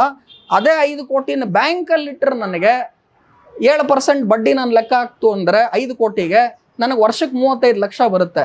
ಇದು ಒಳ್ಳೇದಾ ಅಥವಾ ಮನೆಗೆ ಸಾಲ ಮಾಡಿಬಿಟ್ಟು ಅದನ್ನು ಬಾಡಿಗೆ ಬಿಡೋದು ಒಳ್ಳೇದಾ? ಇದು ಹೂಡಿಕೆಗೆ ಇದರಲ್ಲಿ ಪ್ಲಾನ್ ಮಾಡಿ ಖಂಡಿತ. ಅದೇ ಸ್ವಂತ ಮನೆ ಆದರೆ ನಮ್ಗೊಂದು ಖುಷಿ ಇರುತ್ತೆ, ನಾನು ಸ್ವಂತ ಮನೇಲಿ ಇದ್ದೀನಿ, ನಮ್ಮ ಅಮ್ಮ ಖುಷಿ ಬೀಳ್ತಾರೆ, ನನ್ನ ಹೆಂಡತಿ ಖುಷಿ ಬೀಳ್ತಾರೆ, ಮಕ್ಕಳು ಖುಷಿ ಬೀಳ್ತಾರೆ, ನೋಡಿದವ್ರು ನಮ್ಮ ರಿಲೇಟಿವ್ ಖುಷಿ ಬೀಳ್ತಾರೆ. ಅದಕ್ಕೆ ನಾನು ಈ ಲೆಕ್ಕ ಎಲ್ಲ ಮಾಡಲ್ಲ. ಅದೇ ನೀವು ಇನ್ನೊಂದು ಮನೆಯನ್ನು ಬಾಡಿಗೆಗೆ ಕೊಡ್ತಾ ಇದ್ದೀರಾ, ಅದಕ್ಕೆ ಹಾಕಕ್ಕೆ ನಿಮ್ಮ ಹತ್ರ ದುಡ್ಡಿಲ್ಲ, ಅದನ್ನು ಸಾಲ ಮಾಡ್ತಿದ್ದೀರಾ ಅಂದಾಗ ನಾನು ಏನು ಬಡ್ಡಿ ಕಟ್ತಾ ಇದ್ದೀನಿ, ನನಗೆ ಅದರಿಂದ ಏನು ಆದಾಯ ಬರ್ತಾ ಇದೆ ಅದನ್ನು ಕ್ಯಾಲ್ಕುಲೇಟ್ ಮಾಡೋಣ ನಾನು ಡಿಸೈಡ್ ಮಾಡೋದು. ಸರ್, ಈಗ ಕೋಟಿ ಸಂಪಾದನೆ ಮಾಡಬೇಕು, ಶ್ರೀಮಂತರಾಗಬೇಕು ಅನ್ನೋದು ಬಹಳ ಜನರ ಕನಸಿರ್ತದೆ. ಅದಕ್ಕೋಸ್ಕರ ಪರಿಶ್ರಮ, ಮೈಂಡ್ ಸೆಟ್ ಆಫ್ ಬೇಕು ಅಂತ ಹೇಳ್ತಿದ್ದೀರಾ. ಈಗ 1 ಕೋಟಿ ಮಾಡೋದು ಕಷ್ಟ, ಕೋಟಿಯಿಂದ ಕೋಟಿ ಮಲ್ಟಿಪ್ಲೈ ಆಗೋದು ಈಸಿ. ಈಗ 1 ಕೋಟಿ ಮಾಡಬೇಕು ಅಂದರೆ ಹೇಗಿರ್ಬೇಕು ಸರ್? ಡೆಡಿಕೇಶನ್ಸ್ ಏನೇನು? ತುಂಬ ಒಳ್ಳೆ ಪ್ರಶ್ನೆ. ನೋಡಿ, ನನ್ನ ಎಕ್ಸಾಂಪಲ್ಲೇ ನಾನು ನಿಮಗೆ ಕೊಡ್ತಾ ಇದ್ದೀನಿ. 32 years ನನ್ನ age, I took that much time to make first crore. ಅಂದರೆ ರುದ್ರಮೂರ್ತಿಯ ಮೊದಲನೇ ಕೋಟಿ ನೋಡೋದಕ್ಕೆ ನಾನು 32 ವರ್ಷ ಟೈಮ್ ತೊಗೊಂಡೆ. ಸೊ ಮ್ಯಾಥಮೆಟಿಕ್ಸ್ ಪ್ರಕಾರ ನೀವೇ ಹೇಳಿ, ನಾನು 1 ಕೋಟಿಯಿಂದ 2 ಕೋಟಿ ಹೋಗೋದಕ್ಕೆ ಎಷ್ಟು ಟೈಮ್ ಆಗುತ್ತೆ ಅಂತ. ಯಾಕಂದ್ರೆ 1 ಕೋಟಿ ಮಾಡಕ್ 32 ವರ್ಷ ಆದ್ರೆ 2 ಕೋಟಿ ಮಾಡಕ್ ಎಷ್ಟಾಗತ್ತೆ? 64 years ಆಗುತ್ತೆ ಮ್ಯಾಕ್ಸ್ ಹೇಳುತ್ತೆ. ಆದ್ರೆ ಅದು ಸುಳ್ಳು. ನಾನು ಫಸ್ಟ್ ಕ್ರೋರ್ ಮಾಡಕ್ 32 years ತಗೊಂಡೆ. ವಿತಿನ್ 35 ಈಸಿಯಾಗಿ 10 crores ಬಂದ್ಬಿಟ್ಟೆ. 3 years 4 years ಅಲ್ಲಿ ಬಂದ್ಬಿಟ್ಟೆ. ಅದಾದ್ಮೇಲೆ ನಾನು ಲೆಕ್ಕ ಹಾಕೋದು ನಿಲ್ಲಿಸ್ಬಿಟ್ಟೆ. ಇದರ ಅರ್ಥ ಏನು ಅಂದ್ರೆ, ಫಸ್ಟ್ 1 crore ಮಾಡೋದು ಕಷ್ಟ, ಅದಾದ್ಮೇಲೆ ಮನಿ ಮಲ್ಟಿಪ್ಲೈಸ್ ಮನಿ ಅಂತ ನಾನು ಹೇಳ್ತೀನಿ. ಜನ ಏನ್ ಮಾಡ್ತಾರೆ ಗೊತ್ತಾ, ಮಧ್ಯದಲ್ಲಿ ಕೈ ಬಿಟ್ಬಿಡ್ತಾರೆ, ಅಯ್ಯೋ ನನ್ನ ಕೈಲಿ ಆಗಲ್ಲ ಬೇಡಪ್ಪ ಅಂತ. ಈ ತರ ಕೈ ಬಿಟ್ಟವರು ಯಾರು ಕೂಡ ಶ್ರೀಮಂತರಾಗಲ್ಲ. ಸೊ ನೀವು ಯಾವ ಫೀಲ್ಡಲ್ಲಿ ಇದ್ದೀರಾ ಅದೇ ಫೀಲ್ಡಲ್ಲಿ ನಿಮಗೆ ಗ್ರೋತ್ ಇದ್ದೇ ಇದೆ, ಆದರೆ ನೀವು ಅದನ್ನ ಕಂಟಿನ್ಯೂ ಮಾಡಬೇಕು. ಇದಕ್ಕೆ ನಾನು ನೆವರ್ ಗಿವ್ ಅಪ್ ಆಟಿಟ್ಯೂಡ್ ಅಂತ ಹೇಳ್ತೀನಿ. ಯಾರ ಬಳಿ ನೆವರ್ ಗಿವ್ ಅಪ್ ಆಟಿಟ್ಯೂಡ್ ಇರುತ್ತೋ, it is a matter of time they will become rich ಅಂತ ನಾನು ಹೇಳ್ತೀನಿ. ಸಾಹುಕಾರರಾಗೇ ಆಗ್ತಾರೆ. So very simple, first 1 crore ಮಾಡೋದು ಕಷ್ಟ, ಅದಾದಮೇಲೆ ಮನಿ ಮಲ್ಟಿಪ್ಲೈಸ್ ಮನಿ. ಆದರೆ ಫಸ್ಟ್ 1 crore ಮಾಡೋವರೆಗೂ ಪರಿಶ್ರಮ, ತಾಳ್ಮೆ, ನೆವರ್ ಗಿವ್ ಅಪ್ ಆಟಿಟ್ಯೂಡ್ ಇರಲೇಬೇಕು. ಈ ಫಸ್ಟ್ 1 crore ಹೇಗೆ ಮಾಡೋದು ಅಂತ ನೀವು ಕೇಳಿದ್ರಿ. Answer very simple. ತುಂಬ ಸ್ಪೀಡಾಗಿ ಈಸಿಯಾಗಿ ಫಸ್ಟ್ 1 crore ಮಾಡಬೇಕು ಅಂದರೆ ಕಳ್ತನ, ದರೋಡೆ, ತಲೆ ಹೊಡಿಯೋದು ಇದೇನೋ ಕೆಲಸ ಮಾಡಿದ್ರೆ ಸ್ಪೀಡಾಗಿ ಮಾಡಿಬಿಡ್ಬೋದು. ಅದ್ಯಾವುದು ಮಾಡಬೇಡಿ. ಸೊ ನೀವೇನು ಮಾಡಬೇಕು ಅಂದರೆ ಪ್ರತಿಯೊಬ್ಬ ಮನುಷ್ಯನಿಗೆ ದೇವರು ಒಂದು ಆರ್ಟ್ ಅಥವಾ ಅವನಿಗೆ ಆದಂತಹ ಒಂದು ಸ್ಪೆಷಾಲಿಟಿಯನ್ನು ದೇವರು ಕೊಟ್ಟಿರ್ತಾನೆ. ಅದನ್ನು ಬಳಸ್ಕೊಂಡು ನೀವು ದುಡ್ಡನ್ನು ಖಂಡಿತವಾಗ್ಲೂ ಅರ್ನ್ ಮಾಡಬೇಕು. So very simple. ಇವಾಗ ಯಾರಿಗೋ ಒಬ್ಬರಿಗೆ ಅಡುಗೆ ಚೆನ್ನಾಗಿ ಮಾಡೋಕ್ಕೆ ಬರುತ್ತೆ. ಅವ್ರು ಏನೋ ಒಂದು ಮನೆಯಲ್ಲೇ ನಾನು ಅಡುಗೆ ಕೆಲವೊಂದು ತಿಂಡಿ ತಿನಿಸುಗಳನ್ನು ಮಾಡ್ತೀನಿ, ಅದನ್ನು ಮಾರಾಟ ಮಾಡ್ತೀನಿ, ದುಡ್ಡು ಮಾಡ್ತೀನಿ. ಇನ್ನೊಬ್ರು ಯಾರಿಗೋ ನಾಲೆಡ್ಜ್ ಇರುತ್ತೆ, ನಾನು ಟ್ಯೂಷನ್ಸ್ ಮಾಡ್ತೀನಿ ಮನೆಯಲ್ಲಿ, ಇದರಿಂದ ಬರುತ್ತೆ. ಇನ್ನೊಬ್ರು ಯಾರೋ ಚೆನ್ನಾಗಿ ಹಾಡು ಹೇಳ್ತಾರೆ, ಇನ್ನೊಬ್ರು ಯಾರೋ ಚೆನ್ನಾಗಿ ಕ್ರೀಡೆಯಲ್ಲಿ ವರೆದಿರ್ತಾರೆ. ಸೊ ನಿಮಗೆ ಏನೋ ಒಂದು ಟ್ಯಾಲೆಂಟ್ ಇದ್ದೇ ಇರುತ್ತೆ, ನಿಮಗೆ ಗೊತ್ತಿಲ್ಲದೆ ಇರ್ಬೋದು. ಪ್ರತಿಯೊಬ್ಬರಿಗೂ ಒಂದು ಟ್ಯಾಲೆಂಟ್ ಭಗವಂತ ಕೊಟ್ಟೇ ಇರ್ತಾನೆ. ಈಗ ನನಗೆ ಮಾತಾಡೋ ಟ್ಯಾಲೆಂಟ್ ಕೊಟ್ಟಿರ್ಬೋದು, ನಮ್ಮ ತಾಯಿಗೆ ಅಡುಗೆ ಮಾಡೋ ಟ್ಯಾಲೆಂಟ್ ಕೊಟ್ಟಿದ್ದಾರೆ, ಇನ್ನೊಬ್ರು ಯಾರೋ ರಂಗೋಲಿ ಹಾಕೋ ಟ್ಯಾಲೆಂಟ್ ಕೊಟ್ಟಿರ್ಬೋದು, ನಿಮಗೆ ಆ್ಯಂಕರಿಂಗ್ ಮಾಡೋ ಟ್ಯಾಲೆಂಟ್ ಕೊಟ್ಟಿರ್ಬೋದು. ಅನೇಕ ಜನಕ್ಕೆ ಅವ್ರಿಗೆ ಏನು ದೇವ್ರ ಟ್ಯಾಲೆಂಟ್ ಕೊಟ್ಟಿದ್ದಾನೆ ಅನ್ನೋದು ಅವ್ರಿಗೆ ಗೊತ್ತಿರಲ್ಲ. ಈಗ ನಿಮ್ಮ ಟ್ಯಾಲೆಂಟ್ ಏನು ಅಂತ ನಿಮಗೆ ಗೊತ್ತಿಲ್ಲ ಅಂದ್ರೆ ನನಗೆ ಗೊತ್ತಾಗಕ್ಕೆ ಚಾನ್ಸ್ ಇದೆಯಾ ನಿಮ್ಮ ಟ್ಯಾಲೆಂಟ್ ಏನು ಅಂತ? ನಿಮ್ಮ ಟ್ಯಾಲೆಂಟ್ ಏನು ಅನ್ನೋದು ನೀವು ಕಂಡಿಡ್ಕೋಬೇಕು ಫಸ್ಟು. ಅದರ ಮೇಲೆ ನೀವು ಪರಿಶ್ರಮ ಕೊಟ್ಟು ಅದರ ಮೇಲೆ ನೀವು ಕೆಲಸ ಮಾಡಿದಾಗ ಅದರಿಂದ ನೀವು ಇನ್ಕಮನ್ನು ಅರ್ನ್ ಮಾಡ್ತೀರಾ. ಈಗ ನಾನು ಸಂಜು ಸ್ಯಾಮ್ಸಂಗ್ ಚೆನ್ನಾಗಿ ಕ್ರಿಕೆಟ್ ಆಡ್ತಾನೆ, ಟೆಂಡೂಲ್ಕರ್ ಚೆನ್ನಾಗಿ ಕ್ರಿಕೆಟ್ ಆಡ್ತಾನೆ, ನಾನು ಕ್ರಿಕೆಟ್ ಆಡ್ತೀನಿ ಅಂತ ಹೋಗೋದಲ್ಲ. ಅವರೆಲ್ಲ ದುಡ್ಡು ಮಾಡಿಬಿಟ್ರು ನಾನು ದುಡ್ಡು ಮಾಡಿಬಿಡ್ತೀನಿ. ನಿಮಗೆ ಭಗವಂತ ಕ್ರಿಕೆಟ್ ಆಡುವ ಟ್ಯಾಲೆಂಟನ್ನು ಕೊಟ್ಟಿದ್ದಾನ ಅನ್ನುವ ಪ್ರಶ್ನೆಯನ್ನು ನಾನು ಕೇಳ್ತೀನಿ. ಈಗ ರುದ್ರಮೂರ್ತಿ ಶೇರ್ ಮಾರ್ಕೆಟಲ್ಲಿದ್ದಾರೆ, ಚೆನ್ನಾಗಿ ದುಡ್ಡು ಮಾಡಿಬಿಟ್ರು ನಾನು ಶೇರ್ ಮಾರ್ಕೆಟ್ಗೆ ಹೋಗ್ಬಿಡ್ತೀನಿ. ಈ AR ರೆಹಮಾನ್ ಮ್ಯೂಸಿಕ್ ಚೆನ್ನಾಗಿ ಬರೆಸ್ತಾರೆ, ನಾನು ಮ್ಯೂಸಿಕ್ಗೆ ಹೋಗ್ಬಿಡ್ತೀನಿ. ಡಾಕ್ಟರ್ ರಾಜ್ಕುಮಾರ್ ಒಳ್ಳೆ ಕನ್ನಡ ಫಿಲಮ್ಮು, ಅವ್ರು ಒಳ್ಳೆ ಹೀರೋ ಆಗಿದ್ದಾರೆ, ನಾನು ಮಾಡಿಬಿಡ್ತೀನಿ. ಇಲ್ಲ ದರ್ಶನ್, ಸುದೀಪ್ ಥರ ನಾನು ಕೂಡ ಮಾಡಿಬಿಡ್ತೀನಿ. ಯಾರು ಅವರಲ್ಲಿರುವ ಟ್ಯಾಲೆಂಟಲ್ಲಿ ಪರಿಶ್ರಮ ಹಾಕಿ ಅದರ ಮೇಲೆ ಕೆಲಸ ಮಾಡ್ತಾರೋ ದುಡ್ಡು ಎಲ್ಲ ಕಡೆ ಇದೆ. ಯಾವುದು ಕೂಡ ಇದು ಗ್ರೋಯಿಂಗ್ ಇಂಡಸ್ಟ್ರಿ, ಇದು ಕೆಳಗಡೆ ಬರೋ ಇಂಡಸ್ಟ್ರಿ ಅದೆಲ್ಲ ಇಲ್ಲ. ಅನೇಕ ಜನ CA ಮಾಡಿದ್ದಾರೆ, ಬಟ್ ಎಲ್ಲರೂ ಕೂಡ CA ಮಾಡಿದವರು ಎಲ್ಲರೂ ಕೂಡ let us say they have not become Padam Kincha or they have not become the best chartered accountant. Stock ಮಾರ್ಕೆಟಲ್ಲೂ ಅನೇಕ ಜನ ಇದ್ದಾರೆ, ಎಲ್ಲರೂ ರಾಕೇಶ್ ಜುಂಜುನವಾಲ, ರುದ್ರಮೂರ್ತಿ ಆಗೋದಿಲ್ಲ. ಸೊ ನಿಮ್ಮ ಫೀಲ್ಡಲ್ಲಿ ನೀವು ದುಡ್ಡು ಮಾಡಬಹುದಾ ಅನ್ನೋದು ಬೇರೆ ಪ್ರಶ್ನೆ. ಎಲ್ಲ ಫೀಲ್ಡಲ್ಲೂ ದುಡ್ಡು ಮಾಡ್ಬೋದು, ಆದರೆ ನಿಮ್ಮ ಫೀಲ್ಡಲ್ಲಿ ನೀವು ಯಾವಾಗ ವರ್ಕ್ ಮಾಡಿ ಪರಿಶ್ರಮ ಮಾಡ್ತೀರೋ ದುಡ್ಡು ಬರುತ್ತೆ. ದುಡ್ಡು ಬಂದ ಮೇಲೆ ನೀವೇನು ಮಾಡಬೇಕು? ಇವಾಗ ನೀವು ಎಲ್ಲೋ ಕೆಲಸ ಮಾಡ್ತಿದ್ದೀರಾ, ಸಂಬಳ ಬರುತ್ತೆ ನಿಮಗೆ. ಸೊ ಇನ್ಕಮನ್ನು ಆದಷ್ಟು ಜಾಸ್ತಿ ಮಾಡ್ಕೊಳ್ಳಿ. ಬೇರೆ ಬೇರೆ ಮೂಲಗಳಿಂದ ಇನ್ಕಮನ್ನು ಮಲ್ಟಿಪಲ್ ಸೋರ್ಸಸ್ಸಿಂದ ಅರ್ನ್ ಮಾಡೋದಕ್ಕೆ ಪ್ರಯತ್ನ ಪಡಿ. ನಂದೇ ಉದಾಹರಣೆ ನಿಮಗೆ ಕೊಡ್ತೀನಿ. ನಾನೇನು ಮಾಡ್ತಾ ಇದ್ದೆ, ಕಾಲೇಜ್ ಬೆಳಿಗ್ಗೆ ಶೇಷಾದ್ರಿಪುರಂ ಕಾಲೇಜು, ಜೈನ್ ಕಾಲೇಜ್, ಈ ಥರ ನಾನು 7:30ಯಿಂದ 12 ಗಂಟೆವರೆಗೂ ಒಂದು ಕಾಲದಲ್ಲಿ 7,500 ರೂಪಾಯಿಗೋಸ್ಕರ ಪಾಠ ಮಾಡ್ತಾ ಇದ್ದೆ. ನನ್ನ ಸಂಬಳ 7,500 ತಿಂಗಳಿಗೆ. ಬೆಳಿಗ್ಗೆ 6 ಗಂಟೆಯಿಂದ 7 ಗಂಟೆಗೆ ಇನ್ನೊಂದು ಕಡೆ ಕಾಲೇಜ್ಗೆ ಹೋಗ್ಬಿಟ್ಟು ಮಾರ್ನಿಂಗ್ ಕ್ಲಾಸ್ ಅಂದ್ಬಿಟ್ಟು ಮಾಡ್ತಾ ಇದ್ದೆ. ಮಧ್ಯಾಹ್ನ 1 ಗಂಟೆಯಿಂದ 7 ಗಂಟೆವರೆಗೂ ಟ್ಯೂಷನ್ಸ್ MBAಗಳಿಗೆ ಮಾಡಿಬಿಟ್ಟು ಮಾಡ್ತಾ ಇದ್ದೆ. ಶನಿವಾರ ಭಾನುವಾರ ಶೇರ್ ಮಾರ್ಕೆಟ್ ಪ್ರೋಗ್ರಾಮ್ಸ್ಗಳನ್ನು ಟ್ರೈನ್ ಮಾಡಿಬಿಟ್ಟು ಎಕ್ಸ್ಟ್ರಾ ಕೆಲಸ ಮಾಡಿಬಿಟ್ಟು ಮಾಡ್ತಾ ಇದ್ದೆ. ಸೊ ನನ್ನ ಪ್ರತಿಭೆ ಏನಿದೆ ಅದನ್ನು ಉಪಯೋಗಿಸ್ಕೊಂಡು ಮಲ್ಟಿಪಲ್ ಸೋರ್ಸಸ್ಸಿಂದ ಇನ್ಕಮನ್ನು ಜನ್ರೇಟ್ ಮಾಡಿದೆ. ಇದು ಒಂದು ಕಡೆ ಯು ಆರ್ ಜನರೇಟಿಂಗ್ ರೆವಿನ್ಯೂ, ಅಥವಾ ನೀವು ಆದಾಯವನ್ನು ಬೇರೆ ಬೇರೆ ಮೂಲಗಳಿಂದ ಮಾಡ್ತಾ ಇದ್ದೀರಾ. ಎಷ್ಟೇ ಆದಾಯ ಮಾಡಿ ನೀವು ಅದಕ್ಕೂ ಜಾಸ್ತಿ ಖರ್ಚು ಮಾಡ್ತಿದ್ದೀರಾ ಅಂದರೆ ಆದಾಯ ಎಲ್ಲ ವೇಸ್ಟ್. ಸೊ ಆದಾಯ ಎಷ್ಟು ಬೇರೆ ಬೇರೆ ಸೋರ್ಸ್ಗಳಿಂದ ಜಾಸ್ತಿ ಮಾಡ್ತೀರಾ, ಖರ್ಚು ಅಷ್ಟೇ ಕಡಿಮೆ ಮಾಡಬೇಕು. ಇನ್ಕಮ್ ಜಾಸ್ತಿ ಮಾಡಬೇಕು, ಆದಾಯ ಜಾಸ್ತಿ ಮಾಡಬೇಕು, ಎಕ್ಸ್ಪೆಂಡಿಚರ್ ಅಥವಾ ಖರ್ಚನ್ನು ಕಡಿಮೆ ಮಾಡಬೇಕು. ಖರ್ಚು ಕಡಿಮೆ ಆಡಿದಾಗ ಇನ್ಕಮ್ ಜಾಸ್ತಿ ಆದಾಗ ಏನಾಗುತ್ತೆ ಅಂದರೆ ಸೇವಿಂಗ್ಸ್ ಅಥವಾ ಉಳಿತಾಯ ಜಾಸ್ತಿ ಆಗುತ್ತೆ. ಉಳಿತಾಯ ಜಾಸ್ತಿ ಆದಾಗ ಆ ಉಳಿತಾಯವನ್ನು ಯೋಚನೆ ಮಾಡಿ ಒಳ್ಳೆ ಕಡೆ ಹೂಡಿಕೆ ಮಾಡಬೇಕು, ಇನ್ವೆಸ್ಟ್ಮೆಂಟ್ ಮಾಡಬೇಕು. ಆ ಇನ್ವೆಸ್ಟ್ಮೆಂಟ್ ಇಂದ ರಿಟರ್ನ್ ಬಂದಾಗ ದುಡ್ಡು ಆಟೋಮೆಟಿಕ್ಕಾಗಿ ಬರುತ್ತೆ, ಶ್ರೀಮಂತರು ಆಟೋಮೆಟಿಕ್ಕಾಗಿ ಆಗ್ತೀರಾ. ಸೊ ನಾನು ಫಸ್ಟ್ 1 crore ಮಾಡೋದು ಹೇಗೆ ಸರ್ ಅಂತ ಪ್ರಶ್ನೆ ಕೇಳಿದ್ರಿ, ಎಂಥ ಒಳ್ಳೆ ಪ್ರಶ್ನೆ. Answer simple. ಯಾವ ಬೇರೆ ಬೇರೆ ಬೇರೆ ಮೂಲಗಳಿಂದ ಮಲ್ಟಿಪಲ್ ಸೋರ್ಸಸ್ಸಿಂದ ಆದಾಯ ಮಾಡ್ಬೋದು, ನಿಮ್ಮ ಪ್ರತಿಭೆ ನಿಮ್ಮ ಟ್ಯಾಲೆಂಟ್ ಮೇಲೆ ಯೋಚನೆ ಮಾಡಿ. ವಾರನ್ ಬಫೆಟ್ ಇಡೀ ವಿಶ್ವದ ಟಾಪ್ 5 ಶ್ರೀಮಂತರಲ್ಲಿ ಕನ್ಸಿಸ್ಟೆಂಟಾಗಿ ಎವ್ರಿ ಇಯರ್ ಬರ್ತಾರೆ. ಅವರು 12ನೇ ವರ್ಷದ ವಯಸ್ಸಿನಲ್ಲೇ ಶೇರ್ ಮಾರ್ಕೆಟಿಗೆ ಬಂದರು. ಬೆಳಿಗ್ಗೆ ಪೇಪರ್ ಹಾಕ್ತಾ ಇದ್ರು ಮನೆ ಮನೆಗೆ ಹೋಗ್ಬಿಟ್ಟು ಫ್ರೀ ಟೈಮಲ್ಲಿ. ಆ ಟೈಮಿಂದ ಅವರು ಎಲ್ಲ ಸೋರ್ಸಸ್ ಆಫ್ ಇನ್ಕಮ್ ಇಂದ ಬಂದು ಇವತ್ತು ನಾವು ವಿಶ್ವದ ನಂಬರ್ 1 ಶ್ರೀಮಂತ, ಇಷ್ಟೊಂದು ದುಡ್ಡು ಮಾಡಿದ್ರು ಎಲ್ಲ ಹೇಳ್ತೀರಾ. ಇದೇ ರುದ್ರಮೂರ್ತಿ 6 ಗಂಟೆಯಿಂದ 7 ಗಂಟೆ ಬೆಳಿಗ್ಗೆ ಒಂದು ಕಡೆ ಹೋಗಿ ಪಾಠ ಮಾಡಬೇಕು, 7ರಿಂದ 12 ಗಂಟೆ ಒಂದು ಕಾಲೇಜಲ್ಲಿ 7,500 ಪಾಠ ಮಾಡಬೇಕು, ಮಧ್ಯಾಹ್ನ ಟ್ಯೂಷನ್ ಮಾಡಬೇಕು, ಸಾಯಂಕಾಲ ಇನ್ನೊಂದು ಕೆಲಸ ಮಾಡಬೇಕು, ಶನಿವಾರ ಭಾನುವಾರ ಇನ್ನೊಂದು ಕೆಲಸ ಮಾಡಬೇಕು. ಈ ಥರ ಕಷ್ಟ ಬಿದ್ದರೆ ಮಾತ್ರ ದುಡ್ಡು ಮಾಡೋದಕ್ಕೆ ಸಾಧ್ಯ. ಇನ್ಕಮ್ ಮಲ್ಟಿಪಲ್ ಸೋರ್ಸಸಲ್ಲಿ ಮಾಡಿದ್ರು ಕೂಡ ಎಕ್ಸ್ಪೆಂಡಿಚರನ್ನು ಕಡಿಮೆ ಮಾಡಬೇಕು, ಉಳಿತಾಯ ಜಾಸ್ತಿ ಆಗುತ್ತೆ. ಆ ಉಳಿತಾಯವನ್ನು ಒಳ್ಳೆ ಕಡೆ ಹೂಡಿಕೆ ಮಾಡಬೇಕು. ಇದರಿಂದ ನಿಮ್ಮ 1 crore ಈಸಿಯಾಗಿ ಅರ್ನ್ ಮಾಡ್ಬೋದು. Yes sir. ಸರ್, ಈಗ ಕಾಮನ್ ಆಗಿ ಎಲ್ಲ ಮಿಡ್ಲ್ ಕ್ಲಾಸ್ ಆಗಲಿ ಸ್ಯಾಲ್ರಿ ಕ್ಲಾಸ್ ಪೀಪಲ್ಸ್ ಆಗಲಿ ಅವ್ರು ಹೇಳೋದು ಒಂದೇ ಮಾತು ಸರ್, ಯಾರಿಗೆ ಸಾಲುತ್ತೆ ಸಂಬಳ, ಯಾರಿಗೆ ಸಾಲುತ್ತೆ ಗುರು ಅಂತ. ಈಗ ದುಡಿಯೋ ದುಡ್ಡನ್ನು ಸರಿಯಾಗಿ ಮ್ಯಾನೇಜ್ಮೆಂಟ್ ಮಾಡೋದು ಹೇಗೆ ಸರ್? ಅದಕ್ಕೆ ಹೂಡಿಕೆ ತಜ್ಞರಾಗಿ ನೀವು ಕೊಡುವಂಥ ಟಿಪ್ಸ್ ಏನಾದ್ರು ಆದರೆ ಸಾಮಾನ್ಯ ಮಿಡ್ಲ್ ಕ್ಲಾಸ್ ಜನರಿಗೆ? ಎಲ್ಲರೂ ಏನು ಮಾಡ್ತಾರೆ ಅಂದರೆ, ಈಗ ನೀವು ಹೇಳ್ತೀರಾ ನನ್ನ ಇನ್ಕಮ್ಮು ತಿಂಗಳಿಗೆ 50,000 ಇದೆ, ನಾನೇನು ಮಾಡ್ತೀನಿ ಎಲ್ಲ ಖರ್ಚು ಮಾಡಿ ಏನು ಮಿಗುತ್ತೋ, ಈಗ ನಿಮ್ದು 50,000 ಇನ್ಕಮ್ ಇದೆ, 45,000 ಖರ್ಚಿದೆ, ನಿಮಗೆ ಎಲ್ಲ ಖರ್ಚು ಮಾಡ್ತೀನಿ, 5,000 ಉಳಿಯುತ್ತೆ, ಇದನ್ನು ನಾನು ಹೂಡಿಕೆ ಮಾಡ್ತೀನಿ ಅಂತ ನೀವು ಹೇಳ್ತೀರಾ.